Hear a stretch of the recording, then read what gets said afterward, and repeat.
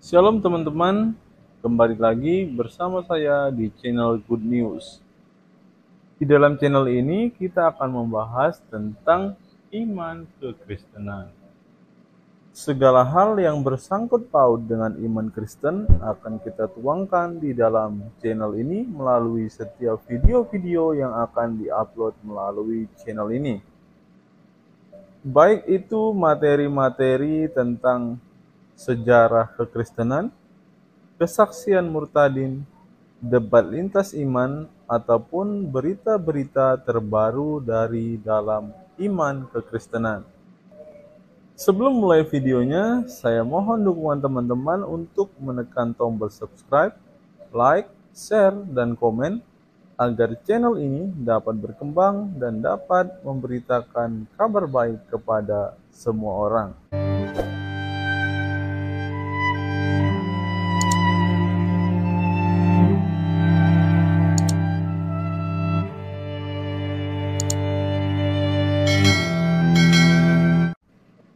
Sebelum mulai video ini, ada baiknya teman-teman menyeduh kopi terlebih dahulu agar dalam menyaksikan setiap video dari dalam channel ini, teman-teman tidak mengantuk dan teman-teman bisa fokus untuk menyimak setiap video-video yang akan diupload melalui channel ini.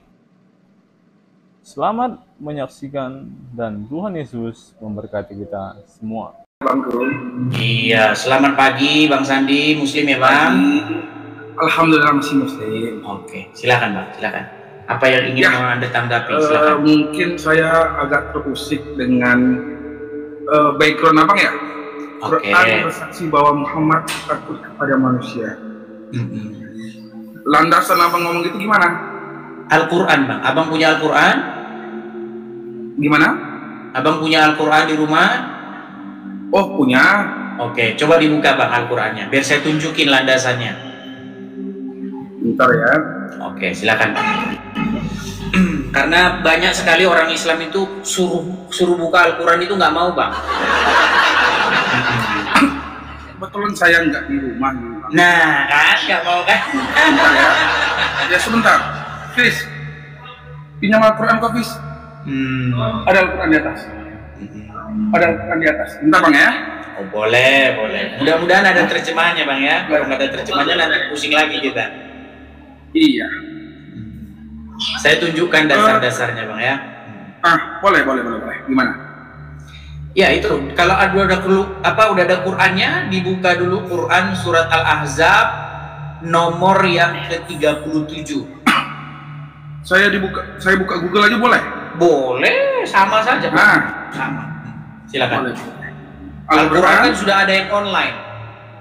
Cuma Yusuf PI yang ingin membawa umat muslim kembali kepada kertas. Iya, Yusuf PI itu kan bilang, ayo cari mushaf Quran. Zaman udah digital kok ya. Surat Al-Ahzab nomor 37. Al-Ahzab. Iya, nomor 37. Oke. Silahkan dibaca. Membahas tentang kisah Zaid bin Haris ya. Zaid bin Haritsah atau Zaid anak angkatnya Muhammad. Ya, silakan. Dibaca Bang, jangan bisik-bisik Bang. Enggak, saya baru buka, bentar. Iya, tapi jangan bisik-bisik. Maka ketika Zaid telah mengakhiri keperluan terhadap istrinya, enggak, baca dari ayat pertama dong. Mana? Dari atas dong, jangan di tengah-tengah. Oke. Dan ingatlah ketika kamu berkata kepada orang yang Allah telah memberikan nikmat kepadanya, dan kamu juga telah memberikan nikmat kepadanya, tahanlah terus istrimu sedang engkau menyembunyikan sesuatu dalam hatimu. Coba dibaca. Dan ingatlah ketika engkau Muhammad berkata kepada orang yang telah diberikan nikmat oleh Allah, dan engkau juga telah memberikan nikmat kepadanya. Tahanlah terus istrimu. Tahanlah terus istrimu dan bertakwalah kepada Allah. Sedang engkau menyembunyikan di dalam hatimu apa yang akan dinyatakan oleh Allah, dan engkau takut kepada manusia. Nah, padahal Allah takut telah kepada manusia. Ada nggak kata-kata itu? Betul. Nah, Siapa yang takut kepada manusia? Di situ? Ya, di sini kan konteksnya kan berbeda, Bang. Kalau di Islam itu kan ada asbabul nuzulnya, Bang. Siapa yang takut kepada manusia, Bang? Jangan bicara yang lain-lain dulu. Siapa sosok yang takut kepada manusia di situ? Ya, kalau gimana ya? Ya. Muhammad, abang, yang takut kepada manusia itu Muhammad di situ. Masa saya? Kalau saya ya nggak apa-apa. Silakan. Abang, gini Bang. Di sepengetahuan saya ya. Kalau Islam itu nggak bisa mengambil sepotong-sepotong, Bang. Oke, silakan dibaca lengkapnya. Setiap ayat itu asbabul nuzulnya kan ada, gitu kan? Betul. Nah, jadi samalah mungkin teman-teman Kristen pun ketika kita ambil satu ayat sepenggal itu nanti jadi kontradiksi. Oke, ya, tadi barusan nggak Bang, abang bilang abang terusik dengan tulisan ini. Ya, nah. Berarti abang terusik dengan Al-Quran abang sendiri?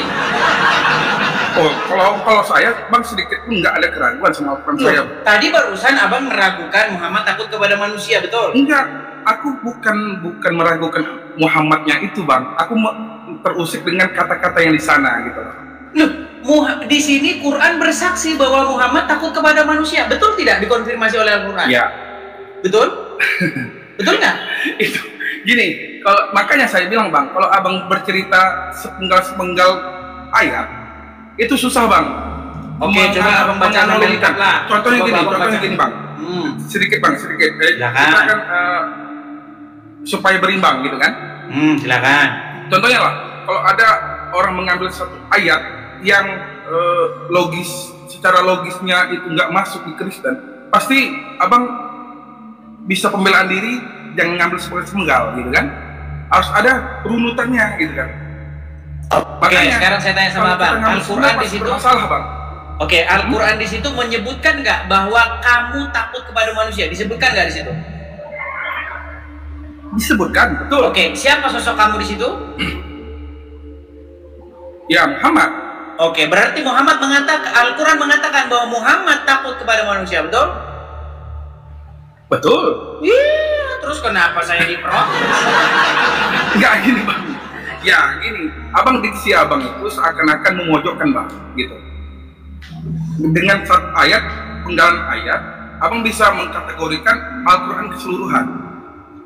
Sebenarnya membaca menurut Al-Quran siapa yang pantas ditakuti?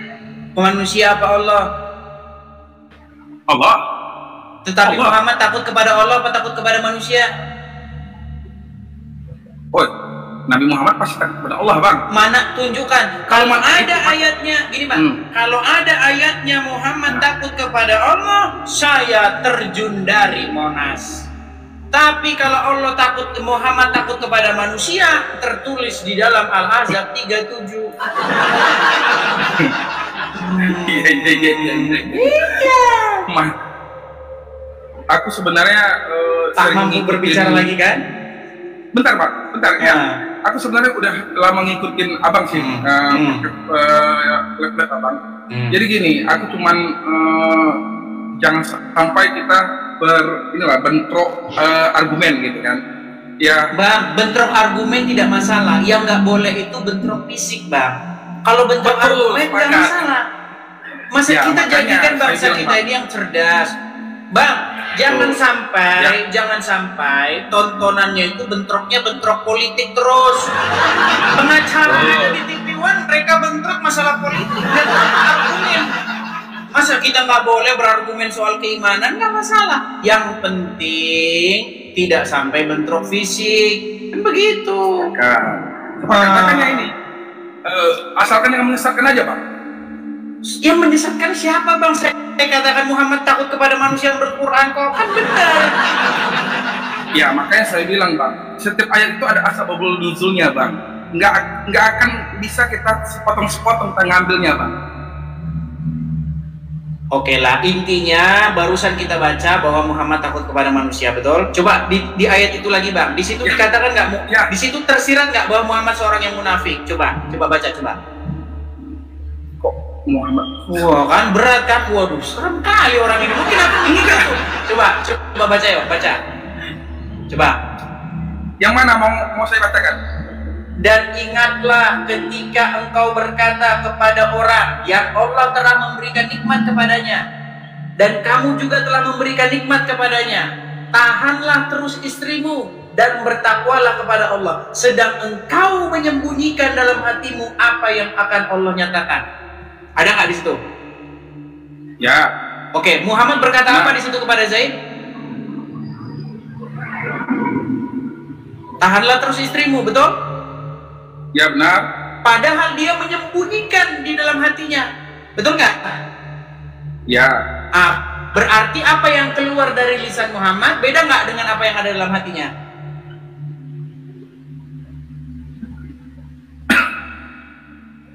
Beda kan? Dia berkata tahanlah terus istrimu, padahal di hatinya dia menyembunyikan sesuatu. Artinya apa yang ada di hati dengan yang keluar dari mulut berbeda, betul? Bang, kalau abang baca sepenuhnya dari coba silakan abang baca. Di sini kan ada tulisan, padahal Allah lebih berhak engkau takuti. Itu kan harapan. Ini bukan harapan sebenarnya, Bang. Kalau di secara konteks secara Islam, kita merunut itu Allah itu gini, tetap yang kita takuti, Bang. Gini, Bang. Bentar, Bang. Nabi Muhammad itu adalah panutan kita, Bang. Tidak ada kata lain. Kita pun nggak ada akan menyembah Nabi Muhammad, Bang. Baik, saya tanggapi ya. Saya tanggapi dulu sebelumnya. Di situ apa yang keluar dari lisan Muhammad dengan apa yang ada dalam hatinya berbeda nggak, Bang? Kalau menurut saya enggak sih, Bang. Coba baca lagi pelan-pelan. Tahanlah terus istrimu dan bertakwalah kepada Allah. Itu ucapan Muhammad kepada Zaid, supaya Zaid itu mempertahankan istrinya. Betul? Padahal engkau sembunyikan di dalam hatimu sesuatu, betul? Betul. Artinya apa yang diperintahkan untuk dikatakan tidak dikatakan, dia malah mengatakan yang lain, betul? Dia sembunyikan itu dalam hatinya, betul? Betul. Nah, sekarang saya tanya sama Abang, apakah yang disebut apakah orang yang mengucapkan sesuatu yang berbeda dengan apa yang ada dalam hatinya? Munafikun, betul? Ya, itu yang saya bilang, Pak. Ya, itu yang saya bilang, Pak. Munafikun, apa yang keluar dari hatinya, mulutnya berbeda dengan apa yang ada dalam hatinya. Sama seperti emak-emak tetangga sebelah. Betul? Ya, makanya saya bilang, Bang, kalau kita berbenturan dengan Al-Quran dan analogi apa, ini nggak akan ketemu titik temunya, Bang. Gitu, makanya saya ya gimana ya, kalau saya melihat, Bang, kalau abang kan mengambil kembali lagi, Bang, abang mengambil sepenggal dari ayat itu, Bang. Makanya asbabun nuzulnya itu abang nggak tahu sejarah ayat itu turun kenapa. Saya tahu persis, Bang. Saya tahu persis. Jadi ceritanya begini. Dahulu Muhammad itu mengambil seorang anak angkat, namanya Zaid. Ya. Sampai suatu waktu Muhammad itu meminang, mengambil seorang perempuan untuk dinikahkan dengan Zaid itu, namanya Zainab. Nah, tetapi sayang seribu sayang, istri pilihan Muhammad bukan pilihan yang tepat. Mereka rumah tangganya berantakan, kacau balau. Padahal, Bang, kalau Muhammad yang memilihkan jodoh, pasti umat muslim akan berpikir, wah ini jodoh pilihan Nabi, ini jodoh pilihan Rasul, pasti tidak salah. Ternyata jodoh pilihan Rasul yang dipilihkan untuk anak angkatnya malah jodoh, ya mohon maaf, malah rumah tangga kacau balau, berantakan. Akhirnya mereka bercerai. Setelah mereka bercerai, istrinya anak angkatnya itu diambil jadi istrinya Muhammad. Itu ceritanya, backgroundnya. Gitu loh, Bang. Oke. Cukup dipahami. Iya. Siap. Memang luar biasa Bang Edi sini. Iya, saya itu ngomong nggak ada asal-asalan, Bang. Bahkan saya bilang, saya itu 13 tahun mendalami agama Islam, Bang. Saya belum pernah ketemu ada orang Islam yang lebih ngerti Islam daripada saya. Seperti luar biasa ya. Iya. Bukan saya menyombongkan diri, karena saya memang nggak pernah ketemu orang Islam yang lebih ngerti Al-Quran daripada saya. Nggak pernah ketemu. Gimana? Contohnya kayak abang ini. Gimana? Nah gini Bang, kalau abang mencari kesalahan dan mencari kelemahan, itu apa aja yang dibenarkan pasti salah juga Bang. Gini Bang, begitu saya juga, hanya ingin... Mohon maaf, begitu juga sebaliknya gitu. Kita kan nggak bisa memungkirin itu Bang. Dari Islam pun pasti ada juga gitu. Dari Kristen pun pasti ada juga gitu. Maka ya di mana kelemahannya agama Kristen, Bang? Kalau itu bukan kapasitas saya sih Bang. Nah, ini ya. Tapi kalau kejanggalan pasti ada Bang. Di mana kejanggalannya? Coba. Contohnya apa? Contohnya Yesus disalib, mati, meninggal, oke? Untuk penebusan dosa. Analoginya gimana Bang? Oke, baik. Saya kasih jelas ya. Itu satu, ya banyak ya. Satu-satu dulu. Oke. Nah, maksud saya masih banyak pertanyaan-pertanyaan yang menjanggal di kepala. Tapi kan satu-satu dulu. Mau kita selesaikan? Boleh, siap. Oke. Siap. Tadi abang bilang konsep penebusan dosa itu nggak masuk akal, betul? Ya. Oke. Kalau misalnya itu ada dalam agama Islam gimana? Langsung tiba-tiba masuk akal. Coba menjelaskan gimana? Sepengetahuan seilmu saya. Jadi Bang, orang Islam sering ngejek itu Bang. Iya, orang Islam sering ngejek bahwa katanya salah satunya yang mengejek itu adalah podcastnya Don Ditan dengan Jesslyn. Nah nih, Jesslyn binti ngeselin, nah itu namanya. Nih ya, saya kasih tahu nih ya. Sebentar ya. Ini saya dulu pernah buat video reaksi ya, nih, misalnya nih. Sebentar ya. Nih. Barang yang terlalu mudah dicicil, dijual gampang nggak persyaratannya? Sebentar ya. Ini Jesslyn dia kan seneng ngomongin Kristen ya. Nih, sebentar ya. Aduh, saya belum siapkan videonya. Tapi Jesslyn pernah ngomong gini waktu dia bikin podcast ya. Sebentar ya. Sebentar. Pelan-pelan, sabar ya teman-teman ya. Saya cari nih videonya Jesslyn, di mana Jesslyn dia podcast barengan Don Ditan. Sebentar ya. Apa ini? Butuh waktu berapa lama sih Jesslyn Tia Lestari untuk menjatuhkan pilihan terbaiknya kepada Islam? Untuk menjatuhkan pilihan kepada Islam itu sekitar 1 bulanan lebih, tapi dengan syarat tapi ya. Posisi saya itu saya sudah Kristen hanya dalam sistem KTP, saya udah nggak boleh percaya dengan Tuhan. Tapi dalam hati saya itu saya ateis. Tapi intinya gini, Jesslyn ini ngomong gini dia. Gimana kita? Kalau saya nggak masuk akal dengan agama Kristen, masa dosa ditebus kata dia. Islam dong, dosa ditanggung masing-masing kata dia. Saking bangganya dia. Dia nggak tahu agama Islam itu ada penebusan dosa. Yang nebus, yang nanggung dosa orang Yahudi dan orang Nasrani. Ya, itu baru dengar saya tuh Bang. Gimana tuh? Gimana? Itulah alasan abang menjadi orang Islam. Dan nih ya, saya tunjukkan nih.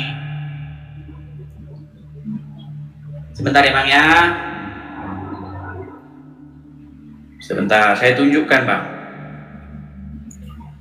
Ini hadis-hadis ajaran Muhammad bahwa dosa itu ditanggung oleh Yahudi dan Nasrani. Sebentar ya.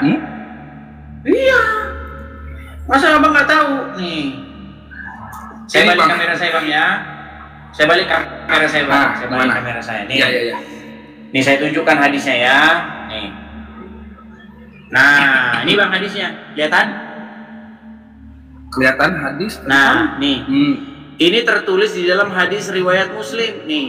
Pada hari kiamat kelak Allah Ta'ala akan menyerahkan seorang Yahudi ataupun seorang Nasrani kepada setiap orang Muslim. Kemudian Allah Ta'ala akan berfirman, inilah penebusmu dari siksa api neraka. Jesslyn kagak tahu ini. Dengan bangganya dia bikin podcast, ajaran penebusan dosa nggak masuk akal. Ternyata ada di Islam. Itu hadis bang ya? Oh iya dong. Riwayat Muslim ya? Iya, banyak bang, bukan satu dua bang. Hadis ini banyak dan saya pastikan hadis ini sahih. Saya kalau ngomong nggak asal-asalan bang. Mabes Polri memantau saya ini. Saya tahu orang Mabes Polri lagi nonton tuh mereka tuh. Itu lagi nonton kantor kan. Saya nggak asal-asal ngomong bang, nggak asal-asal ngomong. Nah, lalu bagaimana konsep penebusan di dalam Kristen? Gini bang. Gimana? Yang membenarkan, yang menebus itu nggak boleh dia sendiri punya hutang, punya kesalahan. Kita ini kan bersalah, Ya. betul nggak? Kita ini kan melakukan dosa. Ya. Semua manusia itu berbuat dosa, betul? Makanya semua manusia itu harus mendapatkan ganjaran atau penghukuman. Nah, di dalam kekristenan tuh konsepnya sederhana bang. Gini, keadilan Tuhan tuh begini. Karena satu orang, Adam yang pertama, itu berbuat dosa, maka akibatnya itu semua orang itu menjadi kena imbasnya, kena dampaknya. Dosa itu telah menjalar kepada semua orang. Akhirnya saya, Anda, teman-teman kita, semua berbuat dosa. Kemudian ada Adam yang kedua, yaitu Yesus. Yesus itu Adam yang kedua di dalam Bible. Manusia yang kedua, karena manusia yang pertama itu gagal dia. Nah, manusia yang kedua berhasil, dia tidak melakukan dosa. Nah, makanya kami ini bang, kami ini ditebus itu dibenarkan oleh karena Yesus. Makanya darah Yesus itu membenarkan kami. Jadi ketika kami berdiri di takhta pengadilan, bukan kami lagi yang dilihat, tetapi Yesus yang berdiri di hadapan kami. Makanya Yesus sebagai juru selamat, penebus dia yang membayar, karena dia tidak bersalah. Yang membayar itu nggak boleh punya salah, gitu. Oke. Ini bang, dari pernyataan abang ini kan ada timbul pertanyaan lagi jatuhnya. Apa itu? Silakan. Apa itu? Kalau begitu, contoh nih, seandainya seorang Kristen nih berbuat maksiat dengan sadar, dengan secara sadar gitu, berarti itu ditebusnya melalui darah Yesus gitu? Iya, tapi dia harus bertobat loh bang. Ini saya kasih tahu. Ini yang dikatakan Bible ya. Kamu sudah dibayar bukan dengan emas, bukan dengan perak, tetapi dengan darah yang mahal. Nah, barang siapa yang sudah dibayar, maka dirinya itu bukan punya dia lagi.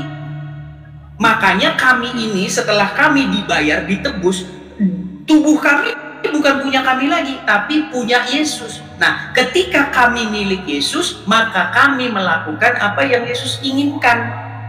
Itu bang.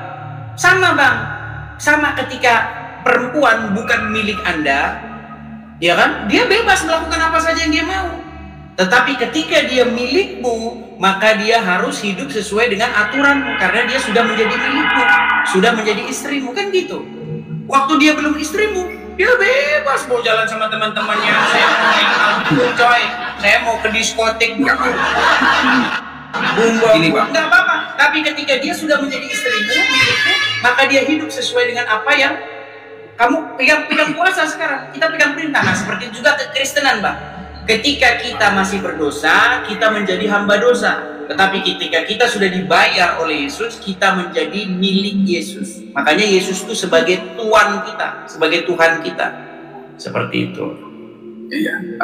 Makanya saya kalau sampai saat sekarang, walaupun abang jelasin begitu, masih logikanya masih belum nyampe sih kotak saya, Bang. Kurang nggak paham. Makanya gini, Bang. Di Islam itu jelas, Bang. Dosa kita ya dosa kita yang menang. Bukan tadi Yahudi yang nanggung. Makanya ini Yahudi yang nanggung. Makanya itu saya baru dengar itu, Bang. Iya, karena itulah abang masih Islam. Ada sih, seandainya abang belajar agama Islam dalam satu malam saja bang, ya pasti abang nanti meninggalkan agama Islam. Nih, ini banyak hadis-hadisnya nih. Saya tunjukin lagi bang. Nih, bukan cuma satu dua. Nih, saya tunjukin lagi nih. Nih, saya baca nih bang ya. Nih, ini hadisnya nih bang. Nih, ya ini sumbernya nih. Hadits.com. Ya, pada hari kiamat nanti Allah menyerahkan seorang Yahudi atau Nasrani kepada setiap muslim, lalu Allah berfirman, inilah yang menjadi tebusanmu dari neraka. Nih saya bacakan hadisnya nih. Dari Abu Musa Al-Asy'ari radhiyallahu anhu secara marfu, pada hari kiamat nanti Allah menyerahkan seorang Yahudi atau Nasrani kepada setiap muslim, lalu berfirman, inilah orang yang menjadi tebusanmu dari neraka. Dalam riwayat lain, kelak pada hari kiamat akan datang satu golongan kaum muslimin membawa dosa-dosa seperti gunung dan Allah memberikan ampunan kepada mereka. Nih, jadi dosa-dosa yang sebesar gunung itu ditimpakan kepada Yahudi Nasrani. Kau yang berbuat dosa, orang Yahudi yang menanggungnya. Iya. Benci amat sama Wahyudi bang. Apa salah Wahyudi bang? Heran saya.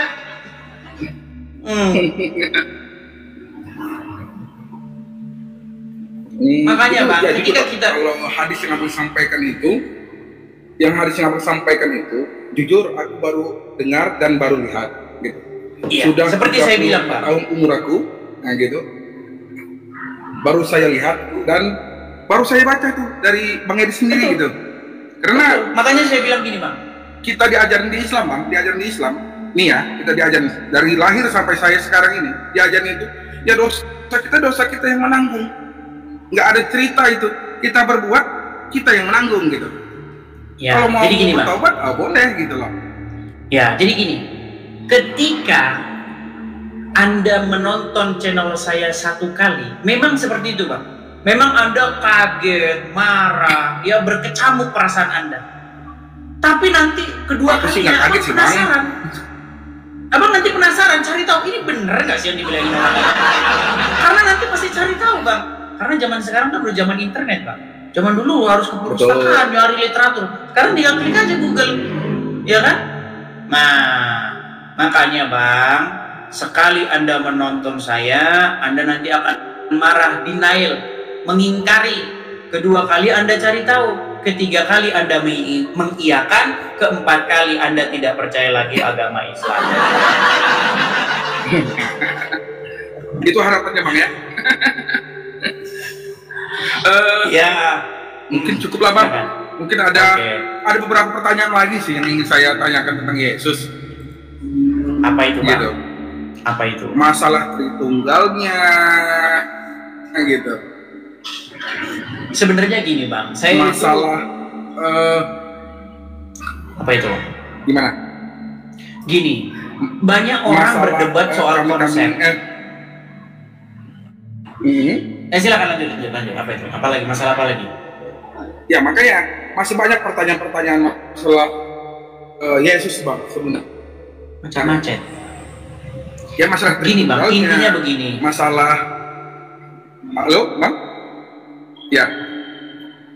Agak-agak macam gini. Boleh, bang? Intinya begini bang, pertama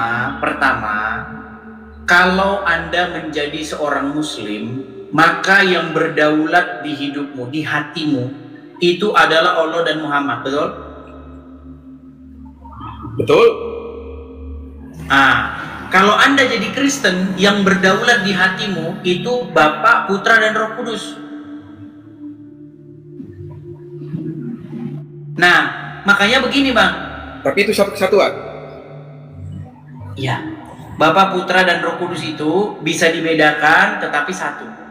Sama seperti begini bang, Bang Sandi dengan fotonya Bang Sandi. Fotonya Bang Sandi itu Sandi nggak? Jawabannya ya, iya ya bukan, iya dan bukan, betul nggak? Iya, betul. Iya, Iya, karena itu adalah cerminan dari dirimu, karena itu adalah gambar dari dirimu, bukan karena apa? Karena kalau foto itu disobek-sobek pun, dibakar pun, buktinya Anda tidak terbakar.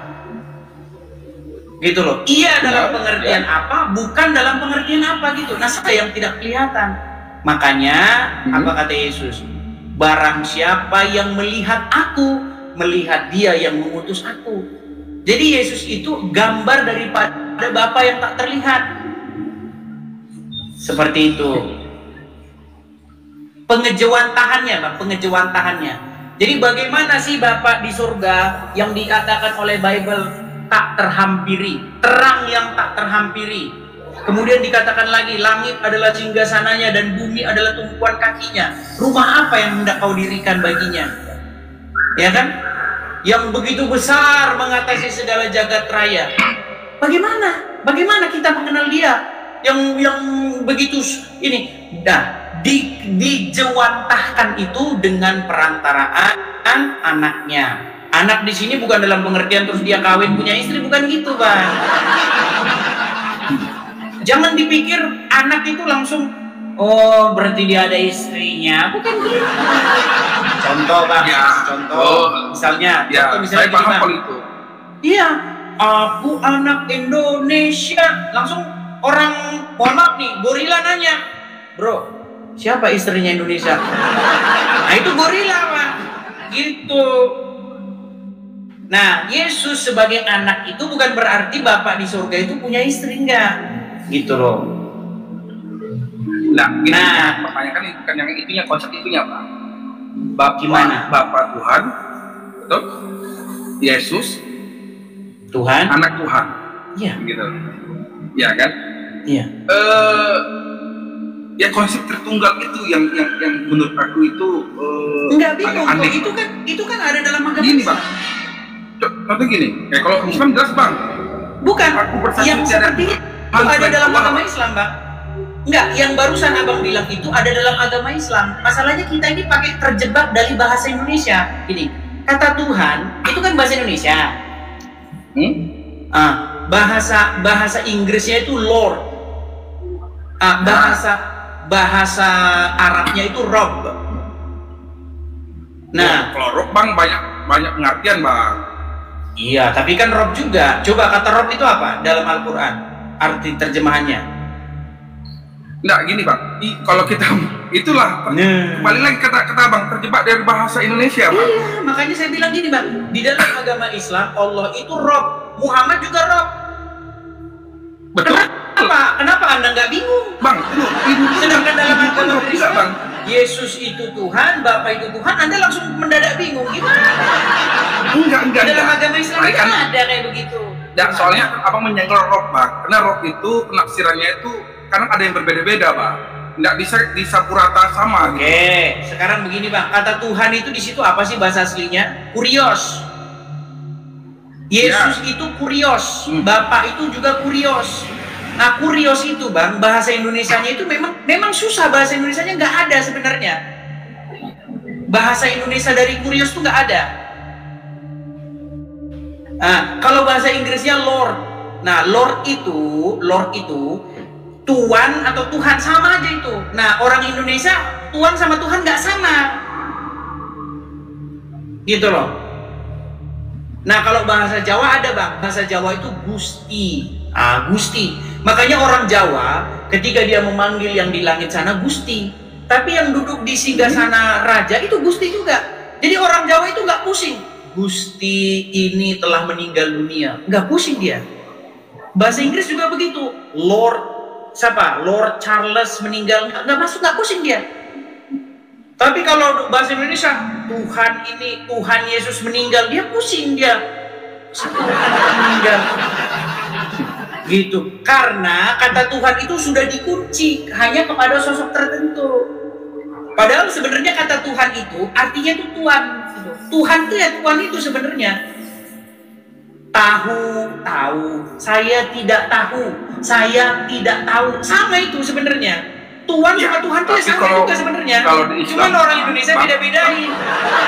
Kalau di Islam, Rob itu kan, Bang, bukan penyembahan aja bang. Iya, sama seperti kata Bukan roh. Tuhan aja bang. Iya, di Arab pun begitu. Roh itu bisa kepada manusia, bisa kepada Allah, bisa. Makanya kalau ada roh meninggal nggak masalah dalam bahasa Arab. Tapi roh yang Allah tidak meninggal. Tapi roh yang Muhammad meninggal. Nah begitu juga dalam kekristenan. Kata Tuhan itu kalau ditujukan kepada Bapa tidak meninggal. Kalau Tuhan yang dimaksud di situ Bapa di surga itu nggak pernah meninggal. Yang meninggal itu anak yang menjadi manusia, firman yang menjadi manusia, Tuhan yang ditujukan kepada Yesus meninggal tetapi bangkit. Nah bedanya, roh kami bangkit, roh kalian masih ada dalam kuburan. Bentar bang. Gitu. Berarti analoginya begini ya bang ya, yang mengenai terkenal tadi ya. Berarti Yesus diturunkan ke bumi adalah Tuhan berbentuk manusia. Ya. Di langit ada juga Bapa. Ya. Berarti ada dua dong. 3 sama Roh Kudus. Yang dilahirkan Maria gitu. 3 sama Roh Kudus, 1 belum ada Roh Kudus. Sama Roh Kudus saya. Iya. Sama Roh Dan Kudus. kalian ada 2. Jadi gimana itu? Dan kalian ada 2. Kok ada 2? Iya, Allah dan Muhammad. Enggak bang. Nah, gimana? Konsep kita enggak gitu bang. Ya sudah, sekarang segini. Gimana? Bagaimana caranya Anda mengikuti Allah tanpa ngikutin Muhammad? Bisa nggak? Muhammad itu yang diutuskan Allah. Nggak, segini bang. Kita ini terjebak. Gini loh bang. Gini, dengerin bang. Biar abang paham. Gimana? Mentuhankan itu artinya membuat diri kamu takluk kepada Dia. Itu maksudnya mentuhankan. Contoh gini. Al-Quran berkata tentang adanya orang-orang yang mentuhankan hawa nafsu. Tahu nggak Pak? Ya. Artinya orang-orang tersebut menaklukkan diri kepada hawa nafsunya, betul? Benar, ya. Nah, ada juga orang-orang yang mentuhankan iblis, mentuhankan setan, betul? Betul. Mereka menghambakan dirinya kepada setan, menaklukkan dirinya kepada setan. Mereka melakukan keinginan-keinginan setan itu. Nah, mentuhankan Allah artinya menaklukkan diri kepada Allah. Betul? Ya. Mengikuti Dia. Nah, sekarang gimana caranya Anda mau menaklukkan diri kepada Allah, mengikuti Allah tanpa mengikuti Muhammad? Ya, gini bang. Nggak bisa bang. Kan saya bilang Muhammad itu, Nabi Muhammad itu adalah panutan bang. Iya, Contoh saya ngerti bang. Anda harus jadikan dia sebagai rohku juga. Contoh gini, saya sama orang tua saya bang. Betul kan? Saya apa yang diperintahkan orang tua saya, kalau saya berbakti kepada orang tua saya akan menuruti bang. Selagi itu benar. Nah, artinya Anda tidak menaklukkan diri kepada orang tua. Buktinya ketika orang tua menyuruh Anda bunuh diri, Anda nggak mau. Ya benar, betul. Iya, itu artinya Anda nggak menaklukkan diri kepada orang tua. Coba orang tua Anda bilang, Sandi, ceraikan istrimu. Anda laksanakan nggak? Ya, enggak lah bang. Iya, karena Anda memang sebenarnya Anda tidak menuhankan orang tua. Anda tidak menaklukkan diri kepada orang tua. Nah, sekarang saya tanya, kalau Allah yang memerintahkan, boleh nggak dibantah? Nggak boleh bang. Nggak boleh. Kalau Allah memerintahkan terjun dari jurang, laksanakan nggak? Ya, kalau itu disuruh ya gimana bang? Iya, kalau Allah yang nyuruh, Anda harus laksanakan. Itu tanda bahwa Anda itu melakukan submission. Anda melakukan ketaklukan kepada Dia. Ya makanya saya bilang bang, kalau Nabi Muhammad yang abang bilang sama kayak kalau Muhammad pemerintah nggak boleh dibantah muslim bang. Nabi Muhammad itu bang nggak ada yang meleset bang. Oke, sekarang kutanya sama abang, kalau Muhammad menyuruh menceraikan istri abang laksanakan nggak? Itu kan analogi abang, kan kenyataannya enggak bang. Barusan ayat yang kita bahas tentang apa bang? Ayat yang kita bahas tentang apa? Betul. Tapi yang di situ, makanya saya bilang bang, ayat yang kita bacakan, Zaid punya istri, betul? Ya istrinya zolim, gimana bang? Contohnya zolim dari mana? Bukan zolim bang. Zaid itu punya istri. Istrinya Zaid itu akhirnya diceraikan oleh Zaid dan jadi istrinya Muhammad. Paham? Sekarang saya tanya, Bang. Ya. Misalnya Muhammad merintahkan kepada Abang, ceraikan istrimu Sandi supaya istrimu menjadi istriku. Abang laksanakan nggak? Iya. Ah, diam kan? Bang. Nggak, kalau abang lari ke situ kan susah bang. Ini kan aku ceritanya kan berbeda nih bang. Aku kan ceritanya masalah Tritunggal nih bang. Dan Gini loh Bang, gini, Tritunggal itu sederhana gini Bang ya. Bapa di surga itu tidak terlampaui oleh akal dan pikiran kita. Dikatakan dalam Bible, tidak seorang pun mengenal, tidak seorang pun melihat Allah, tetapi anak tunggal Allah yang ada dalam pangkuannya dialah yang menyatakannya. Jadi Bapa di surga itu menyatakan dirinya, menyatakan keberadaannya, bahwa dirinya itu ada, ya kan, bahwa dirinya itu mengasihi manusia, bahwa dirinya itu ingin menyelamatkan manusia, bahwa dirinya itu ingin memerintah di muka bumi ini menjadi raja, itu dengan perantaraan firman-Nya yang menjadi daging, namanya Yesus. Ya. Nah makanya Yesus itu adalah pengejawantahan daripada Bapa di surga. Makanya kalau ikut Yesus sebenarnya sama dengan ikut Bapa di surga. Ya. Taat kepada Ya. Yesus Tadi kan sebenarnya taat ini, kepada tadi kan Bapa abang di udah surga. jelasin itu tuh bang, udah menjelasin. Oke, aku terima itu penjelasan abang. Tapi abang menyamakan ke Islam bang. Loh di Islam juga kan ada begitu dua Bang. kata abang. Makanya aku bantah Di bang. Islam Kalau Islam itu, nggak bisa. Anda Bang. tidak bisa Bang. Apakah Allah pernah menyatakan dirinya di dalam Al-Quran? Apakah Allah bicara langsung dalam Al-Quran? Yang ngomong kan Muhammad. Betul. Iya, makanya Muhammad itu sebenarnya di dalam agama Anda itu, dia itu pengejawantahan dari Allah. Makanya Muhammad berkata, barang siapa yang taat kepadaku, sesungguhnya dia telah taat kepada Allah. Itu kata Muhammad. Ya, ya makanya gini bang. Makanya Tapi sayang model seribu kita bang. sayang. Sayang seribu sayang. Apa Ya. yang Muhammad lakukan sering bertentangan dengan apa yang Allah perintahkan. Nah, ini kan Bagaimana memframingnya kan aneh-aneh aja bang. Loh, Bang, coba. Nih, Mau gimana? Al-Quran menggambarkan Muhammad itu sebagai sosok yang mata duitan. Abang tahu itu? Nah, Muhammad? langsung Gimana Muhammad mata duit bang? Muhammad kaya bang. Abang tahu Muhammad utang sampai sekarang belum dibayar untuk makan. Dia sampai menggadaikan bajunya, baju jirahnya untuk makan. Gimana? Ya. Nih, abang nggak tahu hadis itu? Nggak tahu? Aduh, banyak nggak tahunya bang. Ini saya tunjukkan bang ya. Tahu? Saya tahu itu. Dan saya Berarti tahu. tahu. Kalau itu saya tahu tuh. Oke, abang tahu Tahu. Muhammad digambarkan sebagai sosok yang mata duitan? Pasti abang Tahu nggak? arahnya Muhammad digambarkan ini kan, sebagai arah sosok perang yang itu mata kan? duitan dalam Al-Quran. Gimana?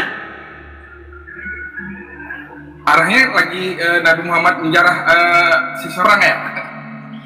Bukan nih, lihat nih ya, nih, coba ya, lihat nih. Gimana?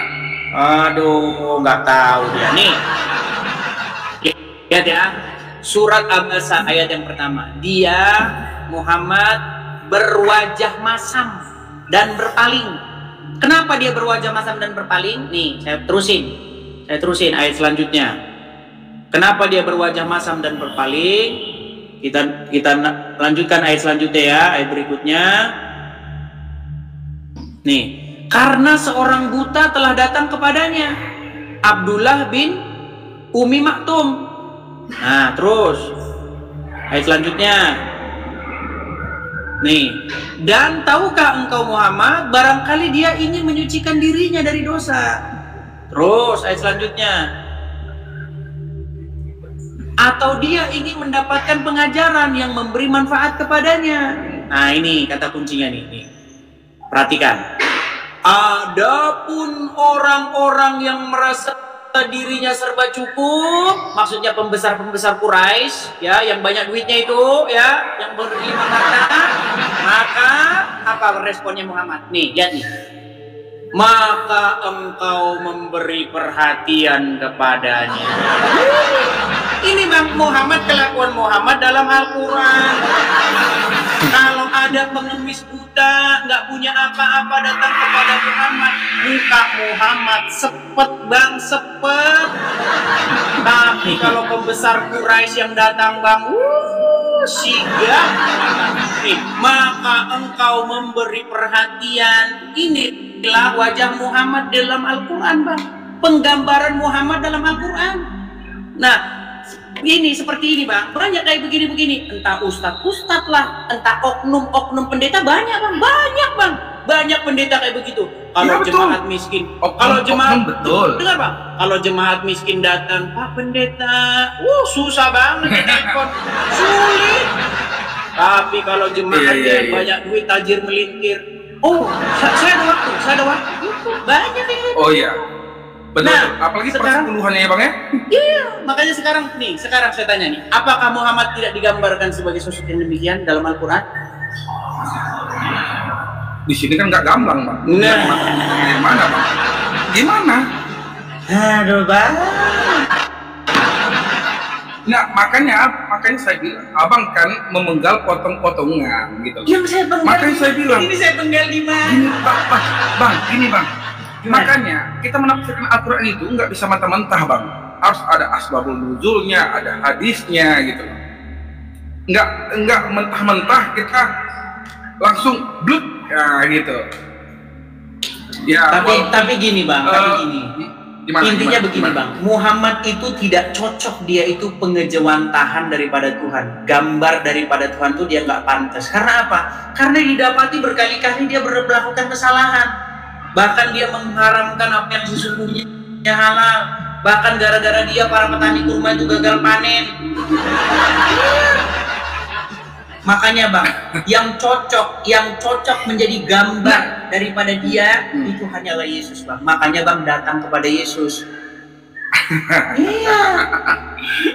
Datang kepada Yesus bang, karena Yesus berkata, akulah jalan dan kebenaran dan hidup. Berbahagialah orang yang tidak kecewa dan menolak aku.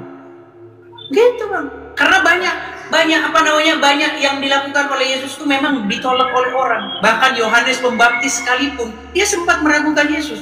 Yohanes Pembaptis mengutus utusannya supaya datang kepada Yesus dan bertanya, adakah engkau yang akan datang itu? Apa jawab Yesus? Yesus nggak jawab iya atau tidak, enggak. Yesus jawab, dengar, orang mati dibangkitkan, percayalah, berbahagialah mereka yang tidak kecewa dan menolak aku. Itu kata Yesus. Gitu loh bang. Makanya kita ini semua bang, kita ini disebutkan dalam Bible orang-orang yang tinggal dalam kegelapan. Disebutkan dalam Bible, bangsa-bangsa yang tinggal dalam kegelapan telah melihat terangnya yang ajaib. Makanya bang, datang kepada terang itu, yaitu Yesus. Akulah terang dunia. Wah, malah datang kepada Muhammad. Berarti Yesus bisa menggantikan Muhammad gitu bang ya? Saya suruh Anda menggantikan Muhammad di hati Anda itu dengan Yesus. Karena yang berjauhan.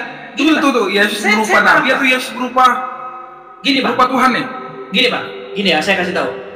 Di hati umat Islam yang duduk bertahta di hati orang Islam itu Muhammad dan Allah.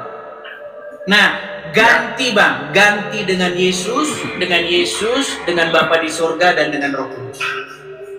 Gitu.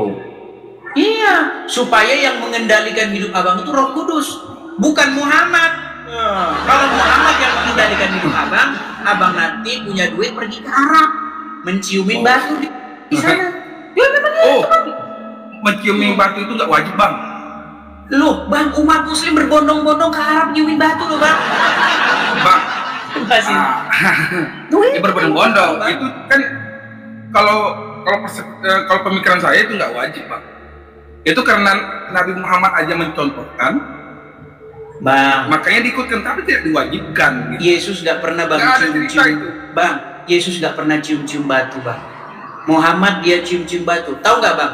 Di dalam Al-Quran, barang siapa yang melakukan perbuatan mubazir, maka itu sahabatnya setan. Betul nggak?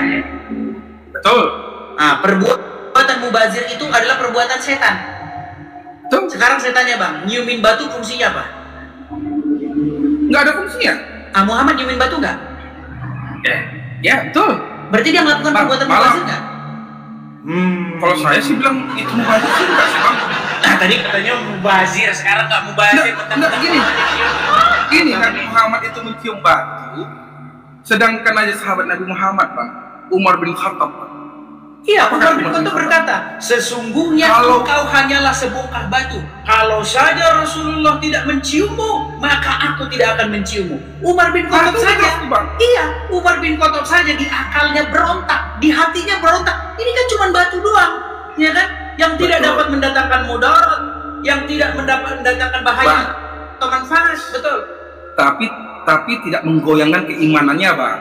Maksud saya begini, Bang, Umar bin Khattab saja di hatinya bergolak, ini batu kok dicium-ciumin, tidak dapat mendatangkan manfaat atau bahaya. Tapi karena Rasulullah menciummu, maka saya menciummu. Artinya Umar bin Khattab tahu bahwa itu perbuatan mubazir, nggak mendatangkan manfaat, nggak datangkan bahaya. Padahal dalam Al-Quran dikatakan apa? Barang siapa yang melakukan perbuatan mubazir, maka itu sahabatnya syaitan, betul? Ya, ayat itu betul. Nah, Muhammad melakukan perbuatan mubazir nggak? Kalau saya sih nggak mubazir itu, Bang. Terus apa manfaatnya cium-cium batu? Mubazirnya apa? Iya, mubazirnya. Oke, sekarang saya tanya apa manfaatnya cium-cium batu, coba? Nggak ada manfaatnya, Bang. Iya, berarti mubazir nggak, Bang? Itu sama kayak begini loh, Bang. Ini ada botol nih, botol aqua nih, ya kan? Ini ada botol aqua. Nah, botol-botol aqua ini misalnya kayak gini. Nggak ada manfaat ini. Ini gini terus. Orang datang dari Afrika gini. Orang datang dari Indonesia gini. Ini perbuatan mubazir, Bang. No, karena nggak ada gunanya, nggak ada manfaatnya. Gitu loh. Nah, bayangkan, Bang, berapa banyak rakyat nabung puluhan tahun sampai sakit pinggang mencari uang untuk pergi ke Arab nyiumin batu. Nah, konsepnya pergi ke Arab, ke Mekah, Bang, bukan untuk nyium batu aja ya, Bang? Bang, di dalam Al-Quran gak ada, Bang, perintah untuk naik haji ke Mekah, Bang. Gak ada. Di dalam Al-Quran itu diperintahkan untuk naik haji ke Baitullah. Gak ada. Baitullah di Mekah itu gak pernah ada dalam Quran. Baitullah itu tempatnya bukan di Mekah dalam Quran, di Baka. Tapi orang Islam edit Baka jadi Mekah. Makanya saya bilang, Bang, nggak begini, Bang. Makanya saya bilang, dari awal saya ngomong, kalau kita mencari kelemahan, ya nggak ada habisnya, Bang. Bang, saya ini bukan mencari kelemahan, Bang. Saya bicara. Saya masuk ke sini, saya mau mencari ilmu dan pengetahuan, nah gitu kan. Bagus lah kalau seperti dari itu. Versi Kristen gimana, dari versi Islamnya gimana. Saya masuk saya sering nonton hampir tiap hari loh, nonton Abang gitu. Iya banyak, Bang, yang muslim pada nonton saya semua sekarang, Bang. Kalau Ustaz ceramah mereka udah bilang nggak denger aku udah kayak sedikit gitu. Mereka udah gitu sekarang.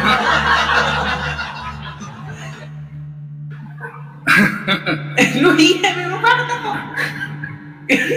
Dia ketawa dia.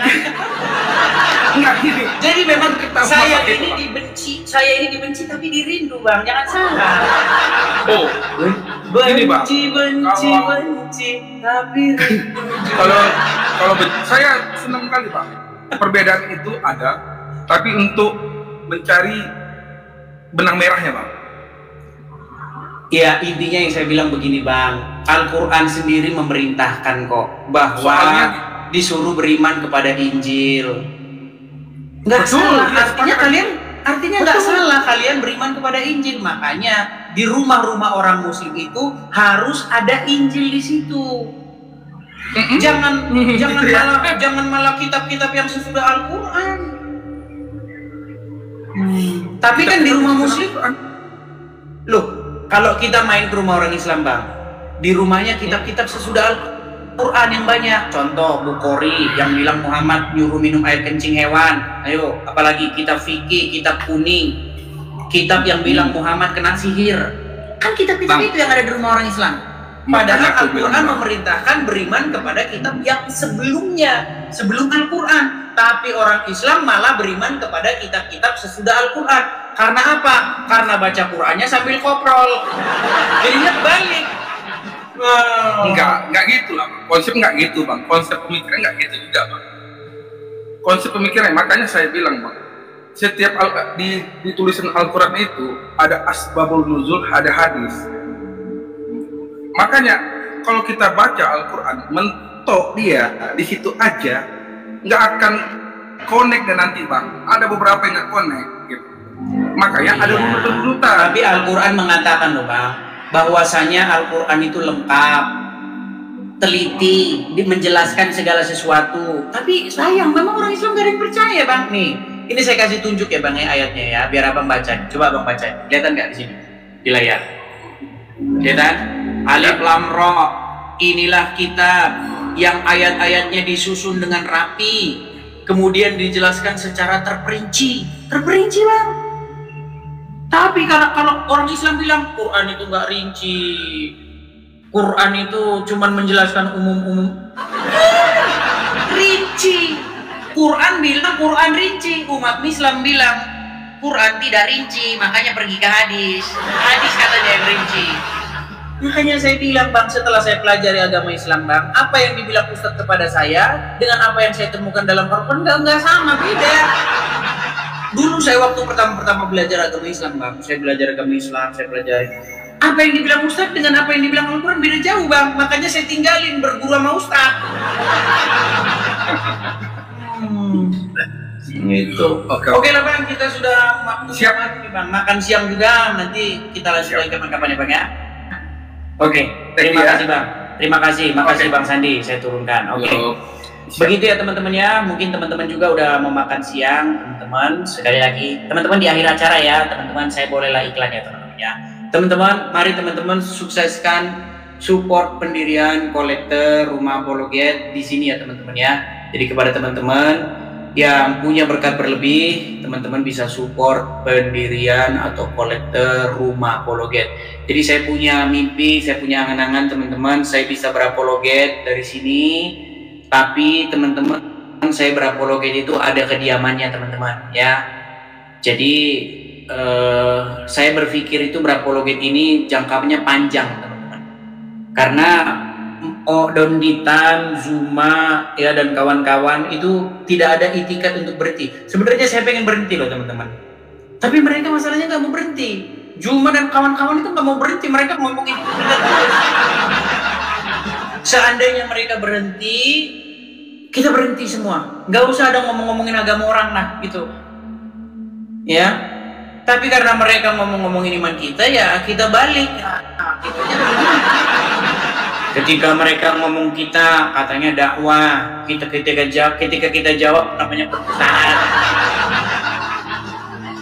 Jangan begitu ya. Jadi teman-teman, mari kita sukseskan ya. Kita ingin mendirikan Rumah Apologet di sini teman-teman sebagai tempat untuk kita berapologet ya. Kepada teman-teman yang punya berkat berlebih, teman-teman bisa support di sini ya teman-teman ya. Ini banknya, ini nomornya, teman-teman bisa support di sini. Nah, kepada teman-teman yang nonton di YouTube ya, di rekening yang berjalan, Zelle juga ada di situ teman-teman. Kepada teman-teman yang punya bank di US. Oke teman-teman ya, saya rasa ini saja dulu teman-teman. Kita rehat dulu. Mudah-mudahan nanti malam kita bisa siaran lagi, mudah-mudahan. Tapi nggak tahu ya apa kuat atau nggak saya, karena sehari itu 3 jam siaran itu udah capek teman-teman. Capek banget. Kering, haus, bibir ya seperti itu. Mudah-mudahan bisa lah 2 kali. Cuman kita belum ada jadwal yang pasti teman-teman. Karena belum ada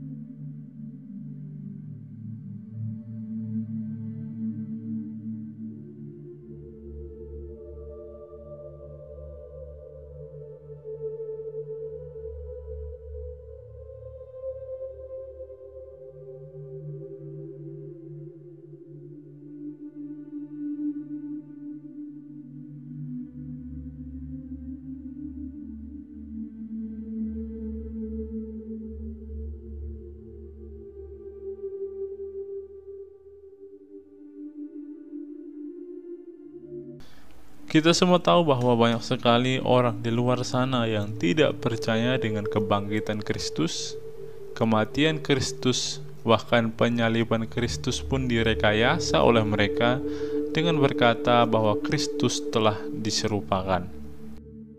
Padahal kita tahu bersama bahwa Alkitab secara mutlak menuliskan semua kehidupan Kristus ketika Ia ada di dunia. Tetapi sampai saat ini pun masih banyak sekali orang yang mendustai atau memutarbalikkan suatu fakta dan sejarah yang tertulis dan diakui oleh banyak sekali orang-orang sebelum Nabi Muhammad.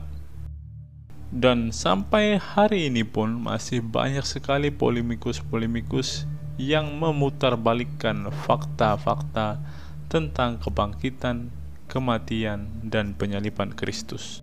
Berikut ini beberapa dokumen kuno di luar Alkitab yang mencatat peristiwa kehidupan, kematian, dan kebangkitan Yesus Kristus, di mana tulisan-tulisan ini sudah ada sebelum Muhammad ada, sudah ada sebelum Islam ada. Bagaimana mungkin Muhammad dan umat Islam saat ini dapat mengklaim bahwa Yesus tidak pernah disalib? Bagaimana mungkin mereka bisa mengatakan bahwa Yesus diserupakan, bahkan Yesus tidak bangkit? Untuk itu, mari kita bungkam mereka dengan data-data, dengan pengakuan-pengakuan, serta dengan fakta-fakta mengejutkan tentang kehidupan, kematian, dan kebangkitan Yesus Kristus. Selamat menyaksikan. Cornelius Tacitus, tahun 55 sampai 120 Masehi, sejarawan terbesar Romawi kuno. Konsekuensinya, untuk menyingkirkan laporan ini, Nero semakin mengencangkan kesalahan dan menimpakan penyiksaan yang hebat pada golongan yang dibenci karena kejijikan mereka yang dinamai Kristen oleh kalangan umum.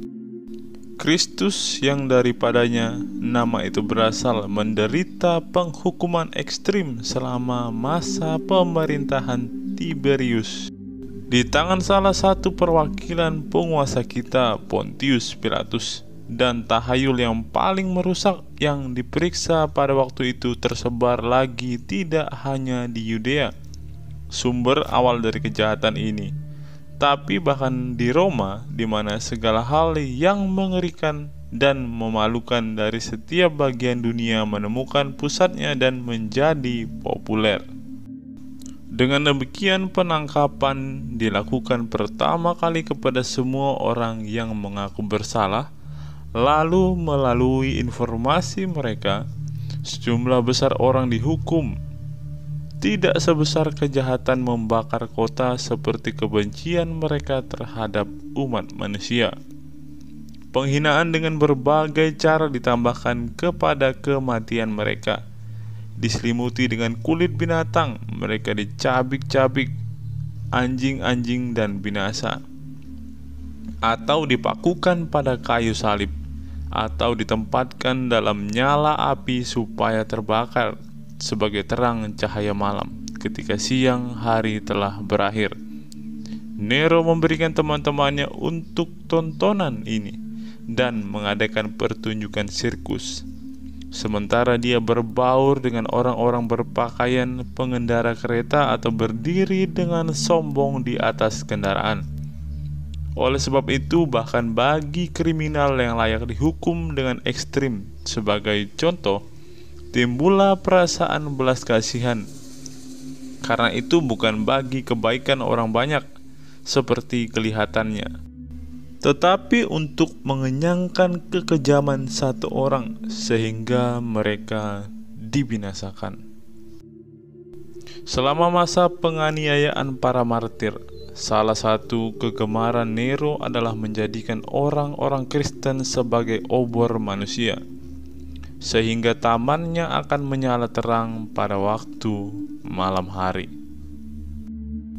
Gaius Suetonius Tranquillus, kepala sekretaris Kaisar Hadrian, Karena orang-orang Yahudi Romawi menimbulkan kekacauan terus-menerus akibat hasutan Kristus atau Claudius mengusir mereka dari kota. Setelah kebakaran besar di Roma, setelah pemerintahan Nero, hukuman juga dijatuhkan kepada orang-orang Kristen, suatu sekte yang menganut kepercayaan baru yang mengacau. Flavius Josephus, sejarawan istana bagi Kaisar Vespasian. Pada waktu ini ada seorang bijaksana yang dinamai Yesus. Perbuatannya baik dan dia dikenal sebagai orang suci. Banyak orang di antara Yahudi dan bangsa lain menjadi murid-muridnya. Pilatus menghukum dia untuk disalibkan dan mati. Dan mereka yang telah menjadi murid-muridnya tidak meninggalkan pemuridannya itu. Mereka melaporkan bahwa dia menampakkan diri kepada mereka 3 hari setelah penyalibannya dan bahwa dia hidup. Oleh karena itu, dia mungkin Mesias. Yang mengenal dia, para nabi telah menceritakan keajaiban-keajaiban. Julius Africanus menulis pada sekitar 221 Masehi, menemukan kutipan dari tulisan-tulisan Thallus yang menulis sejarah Mediterranean Timur sekitar tahun 52 Masehi, yang berbicara tentang kegelapan yang menutupi bumi selama penyaliban Yesus. Thallus dalam buku ketiga dari catatan sejarahnya menjelaskan bagaimana kegelapan gerhana matahari tidak masuk akal seperti kelihatannya bagiku. Buku sejarah ketiga oleh Thallus ditulis oleh seorang ahli sejarah abad ketiga yang tidak mengenal Allah, melaporkan bahwa ada suatu kegelapan luar biasa yang membuat matahari tidak tampak selama beberapa jam pada waktu Paskah tahun 32 Masehi, yakni tahun penyaliban Yesus Kristus. Meskipun Thallus memperkirakan bahwa kegelapan ini merupakan akibat dari terjadinya suatu gerhana matahari, ahli astronomi manapun dapat membuktikan bahwa sama sekali tidak mungkin terjadi suatu gerhana matahari pada waktu itu, karena setiap hari raya Paskah pasti selalu jatuh pada saat bulan purnama. Posisi matahari, bulan, dan bumi di saat bulan purnama tidak memungkinkan terjadinya suatu gerhana matahari total sebagaimana diperkirakan Thallus sebagai penyebab terjadinya kegelapan selama beberapa jam tersebut. Meskipun demikian, laporannya memberikan peneguhan bahwa dokumentasi perjanjian baru tentang peristiwa kegelapan ini adalah akurat. Pliny Muda, gubernur Romawi untuk Bitinia di Asia Kecil sekitar tahun 112 Masehi. Orang-orang Kristen ada kebiasaan bertemu pada hari tertentu sebelum hari terang, ketika mereka menyanyikan bait-bait himne lain kepada Kristus seperti bagi Allah dan meningkatkan diri dengan ikrar yang sungguh-sungguh, bahkan untuk melakukan perbuatan jahat, tapi untuk tidak pernah melakukan penipuan, pencurian, atau perzinahan, untuk tidak pernah berbicara palsu atau menyangkali kepercayaan ketika mereka dipanggil untuk menyampaikannya.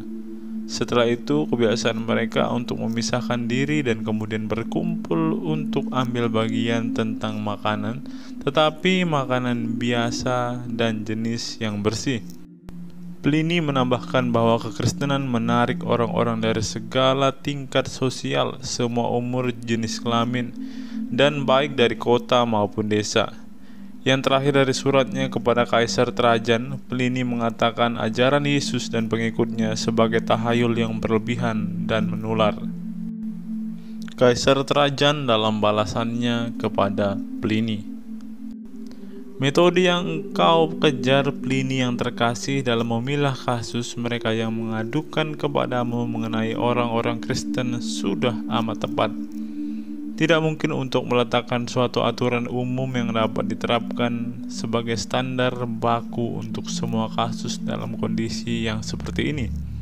Penyelidikan tidak perlu dilakukan kepada orang-orang ini, karena ketika mereka diadukan dan ditemukan bersalah, maka mereka harus dihukum dengan batasan. Namun ketika pihak ini menyangkal dirinya sebagai orang Kristen dan memberikan bukti bahwa dia bukan Kristen, yaitu dengan memuja dewa-dewa lain, dia akan diampuni dengan dasar pertobatan, meskipun dulunya menimbulkan kecurigaan. Informasi tanpa adanya nama penuduh tidak boleh diakui sebagai bukti terhadap siapapun, karena itu menimbulkan preseden yang sangat berbahaya dan sama sekali tidak sesuai dengan semangat zaman ini. Kaisar Hadrian tahun 117 sampai 138 Masehi dalam surat kepada Minucius Pundanus, gubernur Asia. Aku tidak berharap oleh karenanya bahwa hal ini berlaku tanpa pemeriksaan, sehingga orang-orang ini bisa tidak diganggu dan tidak juga menawarkan kesempatan berbuat jahat kepada para pelapor. Jika karenanya provinsi dapat memperlihatkan dengan jelas tuduhan mereka terhadap orang Kristen sebagai jawaban sebelum dilakukan pengadilan, biarlah mereka mengejar arah ini saja, namun bukan hanya karena petisi saja dan bukan hanya karena protes keras terhadap orang Kristen saja, karena jauh lebih tepat jika seorang membawa tuduhannya sehingga engkau dapat memeriksanya. Hadrian lebih lanjut menjelaskan bahwa jika orang Kristen didapati bersalah, mereka harus dihakimi sesuai kekejian tindakan kejahatannya saja. Jika para pendakwa hanya memfitnah orang-orang percaya, maka mereka yang secara keliru telah menuduh yang harus dihukum. Talmud Yahudi disusun antara tahun 70 sampai tahun 200 Masehi. Pada malam Paskah, Yesua telah digantung karena 40 hari sebelum hukuman mati dilaksanakan, seorang pembawa berita telah muncul dan berseru, dia akan dirajam karena dia mempraktekkan ilmu sihir dan membawa Israel kepada kemurtadan. Setiap orang yang dapat berkata apapun untuk merintangi dia, biarlah dia maju dan memohon atas namanya. Tetapi karena tidak ada sesuatu apapun yang dibawa demi merintangi dia, dia digantung pada malam Paskah. Referensi lain di dalam Talmud berbicara mengenai 5 murid Yesus dan menceritakan peristiwa pengadilan atas mereka di hadapan hakim yang membuat keputusan individu untuk masing-masing murid, memutuskan bahwa mereka harus dihukum mati, namun tidak ada catatan tentang kematian mereka. Lucian, pengarang satir Yunani abad kedua. Orang Kristen, kamu tahu, menyembah seorang manusia hingga hari ini, seorang terkemuka yang memperkenalkan ritual baru mereka dan disalibkan karena hal itu. Kamu lihat makhluk-makhluk sesat ini mulai dengan kepercayaan umum bahwa mereka abadi sepanjang waktu, yang menjelaskan kematian yang hina dan pengabdian diri sukarela yang sangat umum di kalangan mereka. Kemudian dikesankan kepada mereka oleh pemberi hukum mereka yang mula-mula bahwa mereka semuanya adalah saudara dari saat mereka bertobat dan menyangkali dewa-dewa Yunani dan menyembah orang suci yang disalibkan dan hidup seturut hukum-hukumnya. Semuanya ini mereka terima hanya dengan iman, dengan akibat bahwa mereka memandang hina semua hal-hal duniawi, menganggapnya hanya sebagai harta benda biasa. Lucian juga melaporkan bahwa orang Kristen mempunyai tulisan suci yang sering dibaca. Ketika sesuatu terjadi pada mereka, mereka menghindari masalah tanpa biaya.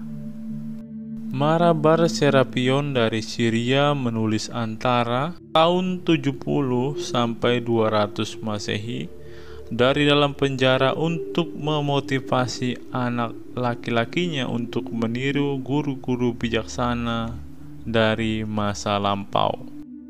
Keuntungan apa yang diperoleh orang Athena dengan membunuh Sokrates? Kelaparan dan tulah datang ke atas mereka sebagai penghakiman karena kejahatan mereka. Keuntungan apa yang diperoleh orang Samos dengan mengubur Pitagoras? Dalam waktu singkat, negeri mereka ditimbuni pasir. Keuntungan apa yang diperoleh orang Yahudi dengan menghukum mati raja mereka yang bijaksana? Sejak waktu itulah kerajaan mereka dilenyapkan. Allah dengan adil membalaskan ketiga orang bijaksana ini. Orang Athena mati kelaparan, orang Samos disapu lautan, orang Yahudi dihancurkan dan diusir dari negeri mereka, hidup di tempat yang tercerai-berai sepenuhnya. Tetapi Sokrates tidak mati untuk selamanya. Dia hidup dalam ajaran Plato. Pitagoras tidak mati untuk selamanya. Dia hidup dalam patung Hera. Tidak juga raja bijaksana mati selamanya. Dia hidup dalam ajaran yang dia berikan. Injil kebenaran kemungkinan oleh Valentinus sekitar tahun 135 sampai 160 Masehi. Karena ketika mereka telah melihat dia dan mendengar dia, dia mengizinkan mereka untuk merasakan dia dan untuk mencium dia dan untuk menjamah anak yang dikasihi. Ketika dia menampakkan diri untuk memberi petunjuk kepada mereka mengenai Bapa. Karena dia datang dengan cara penampakan lahiriah, bagian lain meneguhkan bahwa anak Allah datang dalam daging dan firman itu datang ke tengah-tengah mereka, itu menjadi suatu tubuh. Yesus bertekun dalam menerima penderitaan karena dia tahu bahwa kematiannya adalah kehidupan bagi orang. Dia dipakukan ke kayu. Dia menunjukkan keputusan Bapa di kayu salib. Dia membawa dirinya sendiri turun kepada kematian melalui hidup. Kekekalan menyelubungi dia. Melucuti dirinya sendiri dari kain yang akan musnah, dia mengenakan yang tidak akan musnah, yang tidak seorang pun dapat mengambilnya daripadanya. Apokripa Yohanes kemungkinan oleh Saturnius sekitar tahun 120 sampai 130 Masehi. Itu terjadi pada suatu hari ketika Yohanes, saudara Yakobus yang adalah anak-anak Zebedeus, naik dan datang ke bait suci ketika seorang Farisi bernama Arimanius mendekati dia dan berkata kepadanya, "Di manakah Tuhanmu dan engkau yang engkau ikuti?" Dan dia berkata kepadanya, "Dia telah pergi ke tempat dari mana dia datang." Orang Farisi berkata kepadanya, "Orang Nazaret itu menipu engkau dengan tipu daya yang memenuhi telingamu dan kebohongan dan menutup hatimu dan memalingkan engkau dari adat istiadat nenek moyangmu." Injil Thomas kemungkinan antara tahun 140 sampai 200 Masehi. Banyak berisi referensi kepada dan yang diduga kutipan-kutipan Yesus. Risalah kebangkitan oleh pengarang yang tidak jelas pada bagian akhir abad kedua kepada Reginos. Tuhan ada di dalam daging dan menyatakan dirinya sebagai anak Allah. Sekarang ini anak Allah, Reginos adalah anak manusia. Dia meliputi keduanya, memiliki kemanusiaan dan keilahian, sehingga pada satu sisi dia dapat mengalahkan kematian melalui keberadaannya sebagai anak Allah, dan di sisi lain melalui anak manusia, restorasi kepada pleroma dapat terjadi. Karena dia berasal dari atas, benih kebenaran sebelum seluruh bangunan alam semesta ini ada, pleroma seluruh kepenuhan kealahan.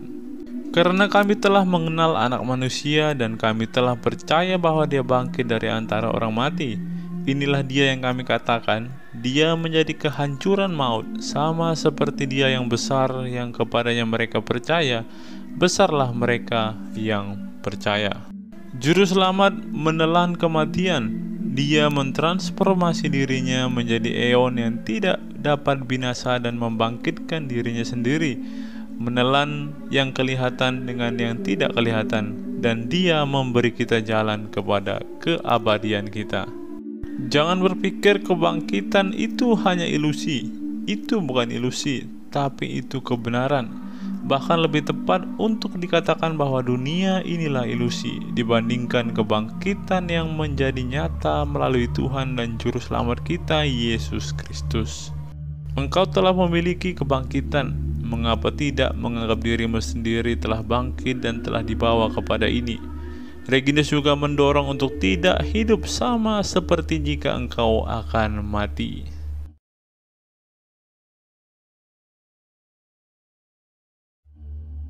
Perbuatan Pontius Pilatus dilaporkan dikirim dari Pilatus kepada Tiberius, dikutip oleh Justin Martyr tahun 150 Masehi. Dan ungkapan mereka menusuk tanganku dan kakiku digunakan sebagai referensi kepada paku di kayu salib yang ditancapkan ke tangan dan kakinya. Dan setelah dia disalibkan, mereka membuang undi atas pakaiannya dan mereka menyalibkan dia, membaginya di antara mereka. Dan bahwa hal-hal ini benar-benar terjadi pada engkau, pastikan sebagai perbuatan dari Pontius Pilatus. Selanjutnya, Justin Martyr menuliskan daftar mujizat penyembuhan dan menyatakan, dan bahwa dia melakukan semua itu dapat engkau pelajari dari perbuatan Pontius Pilatus. Phlegon yang lahir sekitar tahun 80 Masehi, seperti yang dilaporkan oleh Origen, menyebutkan bahwa Yesus memastikan berbagai nubuatan sudah digenapi.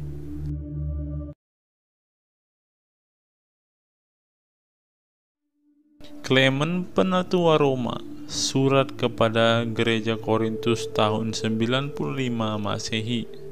Rasul-rasul menerima Injil bagi kita dari Tuhan Yesus Kristus. Yesus Kristus diutus oleh Allah. Jadi Kristus adalah dari Allah dan rasul-rasul adalah dari Kristus. Karena itu keduanya datang menurut kehendak Tuhan dan dalam urutan yang telah ditetapkan.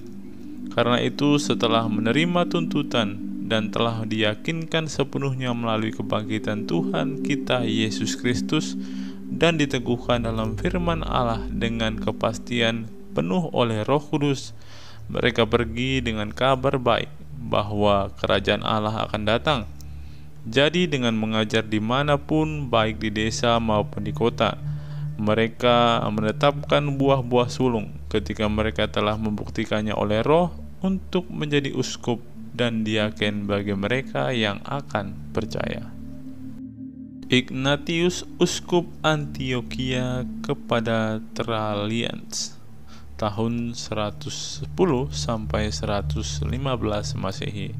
Yesus Kristus adalah keturunan Daud yang adalah anak Maria yang benar-benar dilahirkan dan makan dan minum, benar-benar dianiaya di bawah Pontius Pilatus, benar-benar disalibkan dan mati di hadapan mata mereka yang ada di surga dan yang ada di bumi dan mereka yang ada di bawah bumi.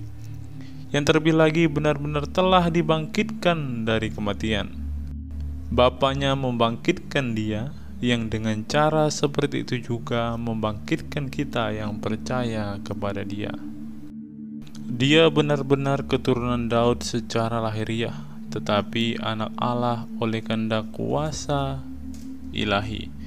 Benar-benar dilahirkan oleh seorang perawan dan dibaptiskan oleh Yohanes sebagai seluruh kebenaran dapat dipenuhi oleh dia. Benar-benar dipakukan di dalam daging bagi kita di bawah Pontius Pilatus dan Herodes raja wilayah, yang olehnya kita menjadi buah, yaitu dari penderitaannya yang paling diberkati, supaya dia dapat menetapkan suatu panji-panji untuk segala zaman melalui kebangkitannya. Karena aku tahu dan percaya bahwa dia ada di dalam daging bahkan setelah kebangkitan, dan ketika dia datang kepada Petrus dan kawan-kawannya, dia berkata kepada mereka, "Jamahlah dan peganglah aku, dan lihatlah bahwa aku bukan setan tanpa tubuh." Dan segera mereka menjamah dia, dan mereka percaya telah menyatu dengan daging dan darahnya. Oleh karena itu juga mereka memandang hina kematian, bahkan mereka dihadapi oleh menang atas kematian. Dan setelah kebangkitannya dia makan bersama mereka dan minum bersama mereka. Ignatius surat kepada Magnesian tahun 110 sampai tahun 115 Masehi. Hendaklah engkau sepenuhnya diyakinkan mengenai kelahiran dan penderitaan dan kebangkitan yang terjadi pada masa pemerintahan Pontius Pilatus, karena hal-hal ini benar dan telah dikerjakan oleh Yesus Kristus, pengharapan kita. Quadratus kepada Kaisar Hadrian sekitar tahun 125 Masehi. Perbuatan-perbuatan juru selamat kami selalu ada di hadapanmu, karena itu benar-benar mujizat. Mereka yang disembuhkan, mereka yang dibangkitkan dari kematian, yang telah disaksikan tidak hanya ketika disembuhkan dan dibangkitkan, namun yang selalu ada. Mereka tetap hidup dalam waktu yang cukup lama, tidak hanya ketika Tuhan kami ada di bumi, namun demikian juga ketika Dia telah meninggalkan bumi, sehingga beberapa dari mereka juga masih hidup hingga ke zaman kita. Dia perlu dimanifestasikan di dalam daging. Dia memberitakan pengajaran kepada Israel dan melakukan begitu banyak keajaiban dan mujizat. Dan Dia amat sangat mengasihi mereka. Dia memilih rasul-rasulnya sendiri yang akan menyatakan Injilnya. Tetapi Dia sendiri menghendaki untuk menderita, karena itu perlu bagi Dia untuk menderita di tiang. Justin Martir kepada Kaisar Antonius Pius sekitar tahun 150 Masehi. Setelah menceritakan kelahiran Yesus oleh seorang perawan di kota Bethlehem, dan bahwa garis keturunan lahirnya berasal dari suku Yehuda dan keluarga Ishar, Justin menulis ada sebuah desa di tanah Yahudi 35 stadia jauhnya dari Yerusalem, di mana Yesus telah dilahirkan, seperti yang dapat engkau pastikan juga dari daftar pajak yang dibuat di bawah Quirinius, kuasanya perwakilanmu yang pertama di Yudea. Dengan demikian, setelah Dia disalibkan, semua yang mengenalnya meninggalkan Dia, menyangkal Dia. Dan setelah itu, ketika Dia telah dibangkitkan dari kematian dan menampakkan diri kepada mereka dan mengajar mereka supaya membaca nubuatan, di mana segala hal ini telah diberitahukan sebelumnya dan tetap digenapi. Dan ketika mereka telah melihat Dia naik ke surga dan percaya dan menerima kuasa yang dikirimkan oleh Dia kepada mereka dan pergi kepada setiap ras manusia, mereka mengajarkan semua hal ini dan dinamai rasul-rasul. Justin Martir dalam dialog dengan Tripo sekitar tahun 150 Masehi. Karena pada waktu kelahirannya, orang Magi yang datang dari Arabia menyembah Dia.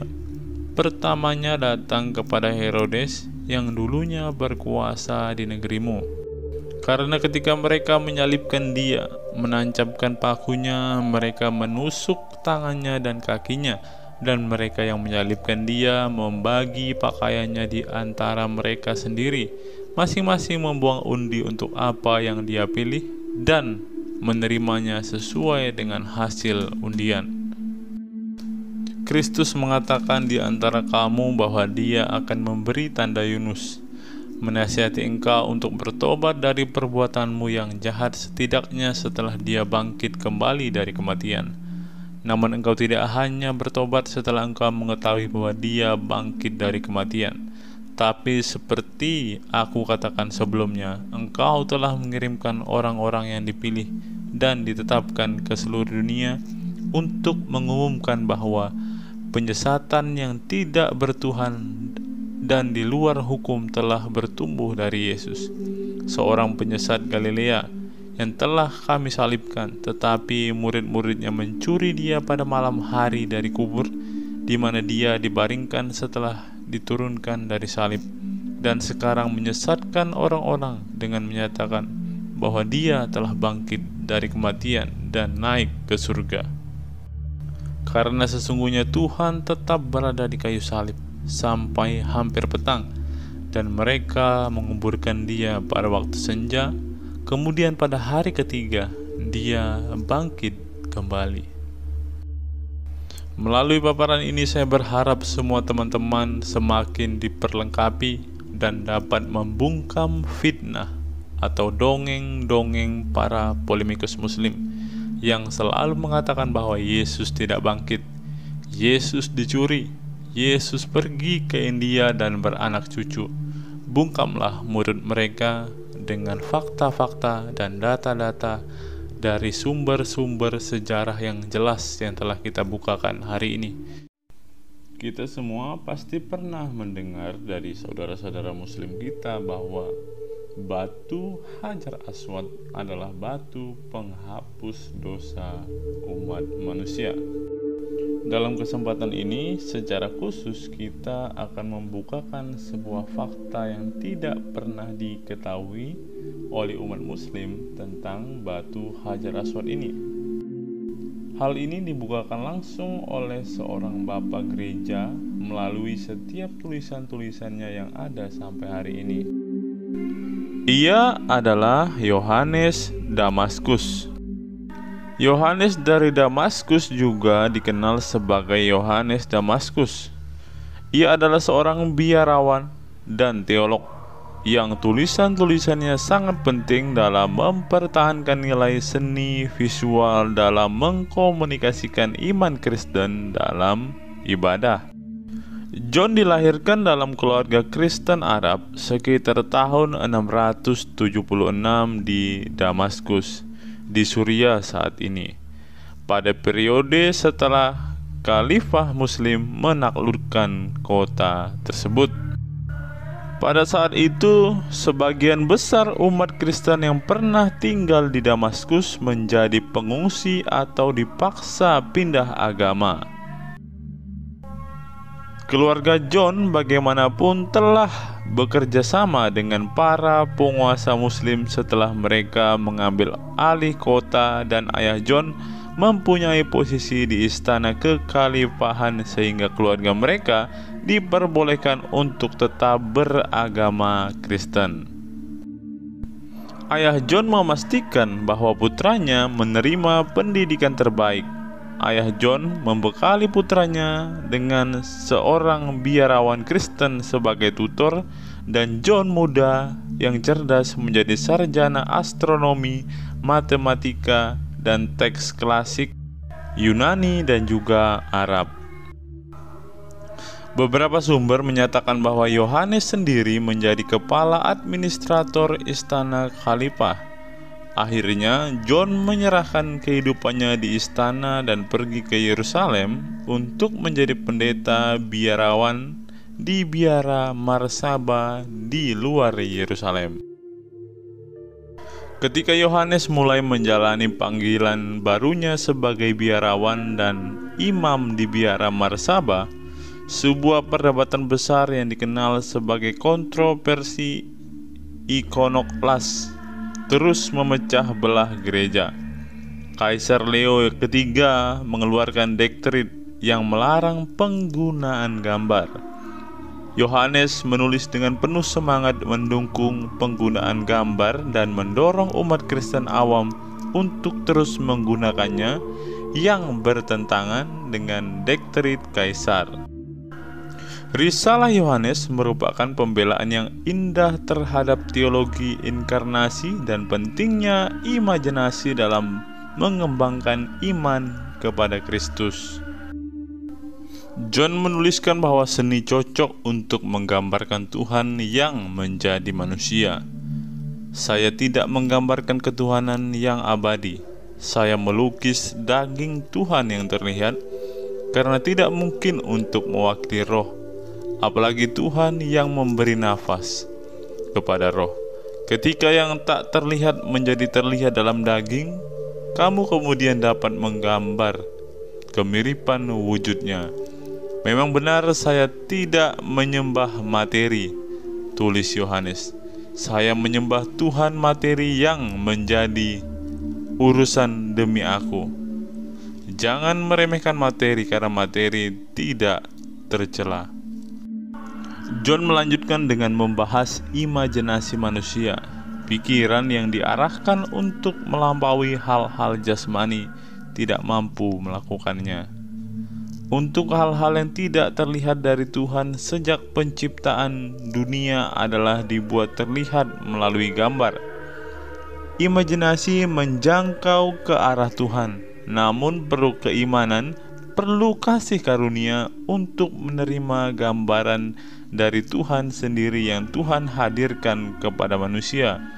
Dan gambar penting untuk memicu imajinasi, karena gambar berbicara kepada penglihatan seperti kata-kata kepada telinga. Gambar membawa pemahaman. Setelah kita melihat secara singkat siapa sebenarnya Yohanes Damaskus ini, teman-teman, ia adalah seorang yang sangat berpengaruh dengan tulisan-tulisannya. Salah satu tulisan Yohanes Damaskus yang sangat terkenal sampai sekarang adalah ketika ia mengkritik agama Islam. Inilah isi kritikan Santo Yohanes dari Damaskus terhadap Islam, teman-teman. Ada juga tahayul kaum Ismail yang sampai hari ini masih berlaku dan membuat manusia terus berbuat salah, karena merupakan cikal bakal antikristus. Mereka adalah keturunan Ismail yang lahir dari Abraham dari Agar, dan karena alasan inilah mereka disebut Agareni dan Ismail. Mereka juga disebut Saracen, yang berasal dari Sara Kenoi atau miskin Sara. Karena apa yang dikatakan Agar kepada malaikat, Sara telah menyuruhku pergi dalam kemiskinan. Mereka dulunya adalah penyembah berhala, menyembah bintang pagi dan Aprodit, yang dalam bahasa mereka disebut kabar, yang artinya agung. Dan sampai zaman Heraklius, mereka adalah penyembah berhala yang sangat besar.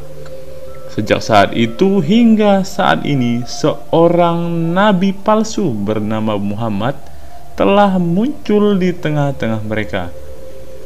Orang ini setelah secara kebetulan menemukan perjanjian lama dan perjanjian baru, dan juga setelah berbincang dengan seorang biarawan Aryan, merancang ajaran sesatnya sendiri. Kemudian setelah menyindir dirinya sendiri ke dalam kebaikan orang-orang dengan menunjukkan kesalehan, dia, Muhammad, menyampaikan bahwa sebuah kitab tertentu telah diturunkan kepadanya dari surga. Dia telah menuliskan beberapa komposisi konyol dalam bukunya ini, dan dia memberikannya kepada mereka sebagai objek penghormatan. Dia mengatakan bahwa hanya ada satu Tuhan, pencipta segala sesuatu, yang tidak dilahirkan dan tidak diperanakan. Dia mengatakan bahwa Kristus adalah firman Allah dan rohnya, tetapi ia adalah makhluk dan hamba, dan bahwa ia dilahirkan tanpa benih dari Maria, saudara perempuan Musa dan Harun. Sebab katanya, firman Tuhan dan roh masuk ke dalam Maria, dan dia melahirkan Yesus, yang adalah seorang nabi dan hamba Tuhan. Dan dia mengatakan bahwa orang-orang Yahudi ingin menyalibkan dia dengan melanggar hukum, dan bahwa mereka mengambil bayangannya dan menyalibnya. Namun Kristus sendiri tidak disalib, katanya, dan dia juga tidak mati karena Allah, karena kasih-Nya kepadanya membawa dia ke surga. Dan dia mengatakan ini, bahwa ketika Kristus telah naik ke surga, Tuhan bertanya kepadanya, "Ya Yesus, apakah engkau berkata, Akulah anak Tuhan dan Tuhan? Dan Yesus katanya menjawab, Kasihanilah aku Tuhan. Engkau tahu bahwa aku tidak mengatakan ini dan bahwa aku tidak mencemooh menjadi hamba-Mu. Tetapi orang-orang berdosa telah menulis bahwa saya membuat pernyataan ini, dan mereka telah berbohong tentang saya dan melakukan kesalahan. Dan Tuhan menjawab dan berkata kepadanya, Aku tahu bahwa kamu tidak mengucapkan ini. Masih banyak hal lain yang luar biasa dan cukup menggelikan dalam buku ini yang ia banggakan diturunkan kepadanya dari Tuhan. Namun ketika kita bertanya, dan siapakah yang bisa bersaksi bahwa Allah memberinya kitab itu? Dan nabi manakah yang meramalkan bahwa nabi seperti itu akan bangkit? Ya, mereka bingung. Dan kami mencatat bahwa Musa menerima hukum dari Gunung Sinai dengan Tuhan menampakkan diri di hadapan semua orang dalam awan, api, kegelapan, dan badai. Dan kami mengatakan bahwa semua nabi mulai dari Musa dan seterusnya menubuatkan tentang kedatangan Kristus dan bagaimana Kristus Allah dan inkarnasi Allah akan datang dan disalibkan dan mati dan bangkit kembali, dan bagaimana dia, Muhammad, akan menjadi hakim atas dunia, hidup dan mati. Lalu ketika kami berkata, mengapa nabimu itu tidak datang dengan cara yang sama? Dan ada orang lain mengatakan yang menjadi saksinya, dan bagaimana mungkin Allah di hadapanmu tidak memberikan kepada orang ini kitab yang kamu rujuk, padahal dia memberikan hukum kepada Musa. Dengan orang-orang melihatnya dan gunung berasap, agar kamu pun dapat yakin. Mereka menjawab bahwa Tuhan melakukan apa yang Dia kehendaki.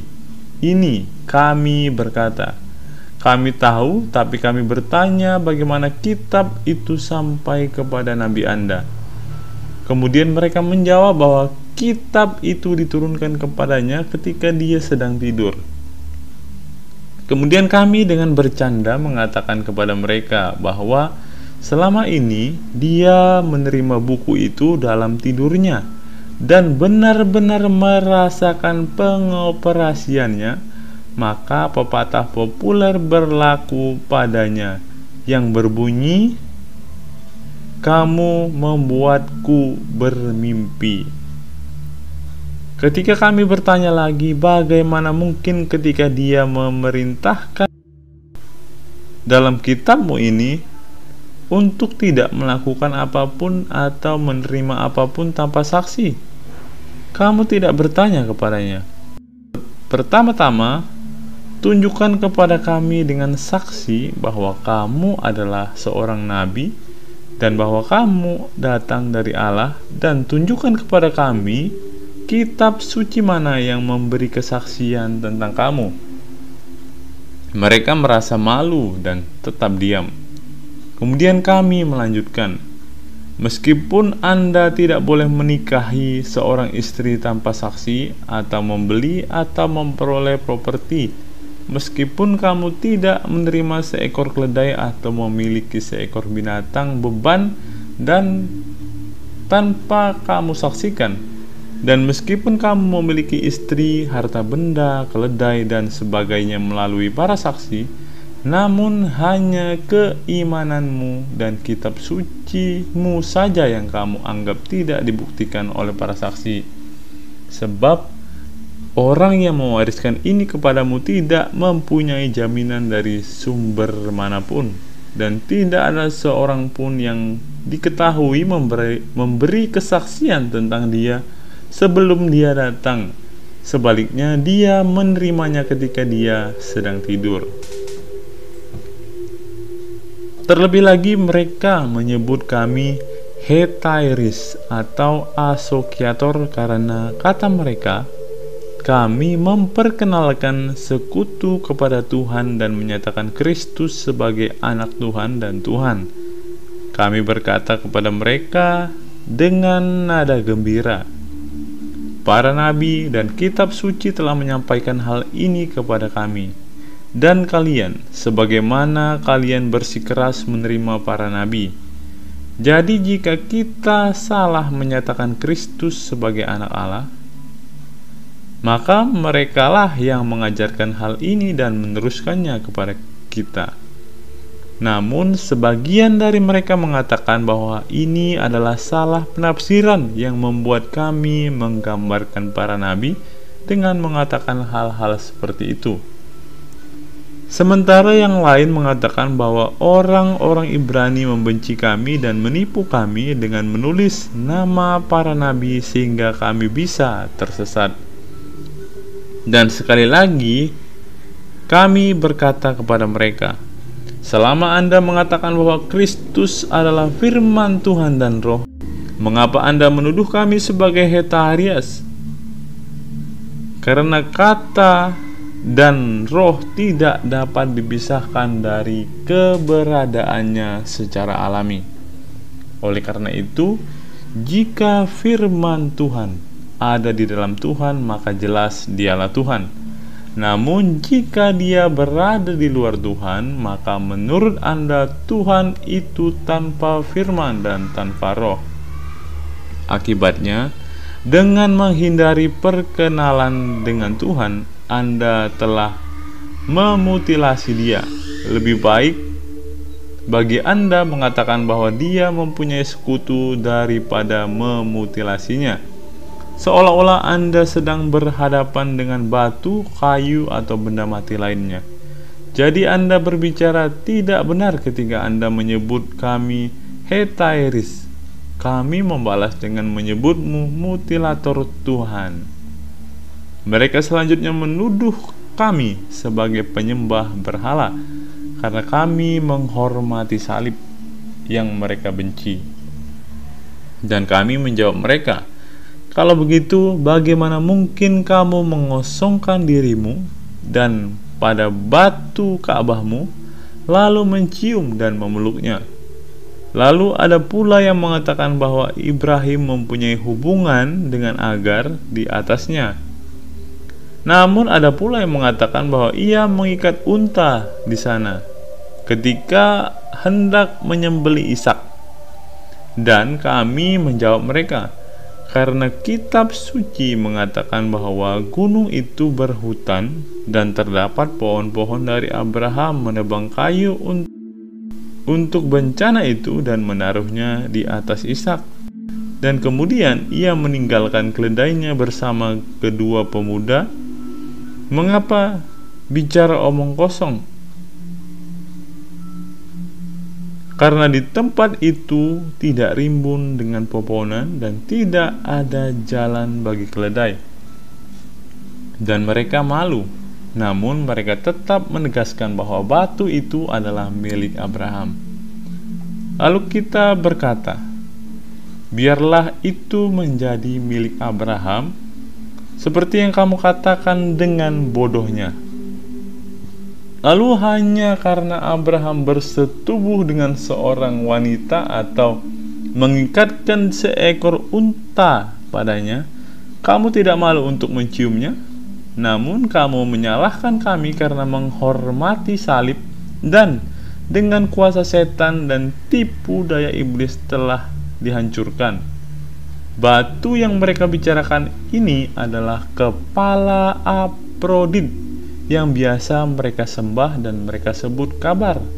Bahkan saat ini bekas ukiran tersebut masih terlihat jelas oleh pengamat yang cermat. Seperti yang telah diceritakan, Muhammad ini menulis bahwa buku konyol yang masing-masing bukunya diberi judul.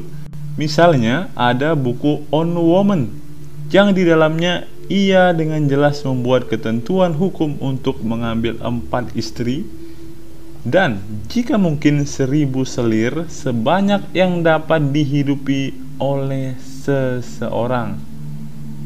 selain 4 istri yang sudah dimilikinya. Beliau juga menjadikan sah untuk menceraikan istri manapun yang diinginkan seseorang, dan jika seseorang menghendakinya mengambil istri lain dengan cara yang sama. Muhammad mempunyai seorang teman bernama Zaid. Pria ini mempunyai istri cantik dan membuat Muhammad jatuh cinta. Suatu kali, ketika mereka sedang duduk bersama, Muhammad berkata, "Oh, ngomong-ngomong, Tuhan telah memberitahukanku untuk mengambil istrimu." Yang lain menjawab, "Kamu adalah seorang rasul. Lakukan seperti yang diperintahkan Tuhan kepadamu dan ambillah istriku." Sebaliknya, untuk menceritakan kisahnya dari awal, dia berkata kepadanya, "Tuhan telah memberiku perintah agar kamu menceraikan istrimu dan menyingkirkannya." Lalu beberapa hari kemudian, sekarang dia berkata, "Tuhan telah memberitahuanku untuk membawanya." Kemudian setelah laki-laki itu mengambil istrinya dan berzina dengannya, dia membuat peraturan ini: hendaklah dia yang menceraikan istrinya, dan jika setelah menceraikannya dia kembali kepadanya, biarlah orang lain mengawininya, sebab tidak halal mengambilnya kecuali ia telah dinikahkan oleh orang lain. Terlebih lagi, jika seseorang lelaki menceraikan istrinya, biarlah saudara laki-lakinya menikahinya jika ia menghendakinya. Dalam buku yang sama, ia memberikan ajaran seperti ini: kerjakanlah tanah yang diberikan Tuhan kepadamu dan percantiklah, dan lakukanlah ini dan lakukanlah dengan cara demikian, tidak mengulangi semua perbuatan cabul yang telah ia lakukan. Lalu ada juga buku Unta Tuhan. Tentang unta ini, dia mengatakan bahwa unta itu datang dari Tuhan, dan ia meminum seluruh sungai dan tidak dapat melewati 2 gunung karena tidak ada cukup ruang. Ada orang-orang di tempat itu, katanya, dan mereka biasa meminum air tersebut pada suatu hari, sedangkan unta akan meminumnya pada hari berikutnya. Terlebih lagi, dengan meminum air tersebut dia memberi mereka makanan, karena dia memberi mereka susu bukan air. Kemudian karena orang-orang ini jahat, mereka bangkit, katanya, dan membunuh unta itu. Namun ia mempunyai keturunan seekor unta kecil yang katanya ketika induknya tidak disingkirkan, berseru kepada Tuhan dan Tuhan membawanya ke tempatnya. Lalu kami bertanya kepada mereka, "Dari mana datangnya unta itu?" Dan mereka bilang, "Itu dari Tuhan." Lalu kita bertanya, "Apakah ada unta lain yang berpasangan dengan unta ini?" Dan mereka berkata, "Tidak." "Lalu bagaimana?" kata kita, "Itu dilahirkan. Sebab kami melihat bahwa untamu tidak mempunyai ayah, ibu, dan silsilah, dan anak yang melahirkannya menderita kemalangan. Juga tidak jelas siapa yang membesarkannya, dan juga unta kecil ini diangkat.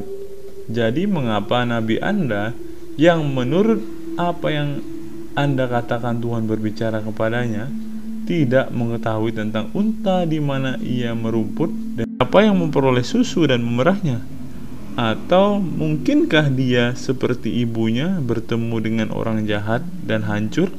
Atau apakah dia masuk surga sebelum kamu agar kamu mendapat sungai susu yang kamu bicarakan dengan bodohnya? Karena Anda mengatakan bahwa Anda memiliki 3 sungai yang mengalir di surga, 1 berisi air, 1 berisi anggur, dan 1 lagi berisi susu.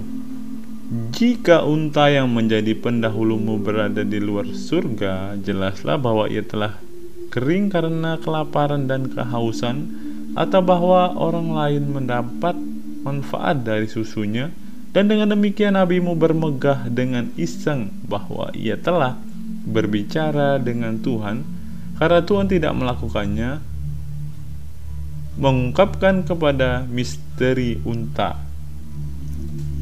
Namun jika dia di surga, dia masih minum air, dan kamu karena kekurangan air akan mengering di tengah surga kenikmatan. Dan jika karena tidak ada air, karena unta telah meminum semuanya, kamu haus akan anggur dari sungai anggur yang mengalir. Kamu menjadi mabuk karena meminum anggur murni, dan pingsan karena pengaruh minuman keras dan tertidur. Kemudian menderita kepala berat setelah tidur dan sakit karena anggur. Anda akan kehilangan kenikmatan. Lalu bagaimana mungkin nabimu tidak berpikir bahwa hal ini mungkin terjadi padamu di surga kesenangan? Dan tidak pernah tahu apa tujuan unta itu sekarang. Namun kamu bahkan tidak menanyakannya.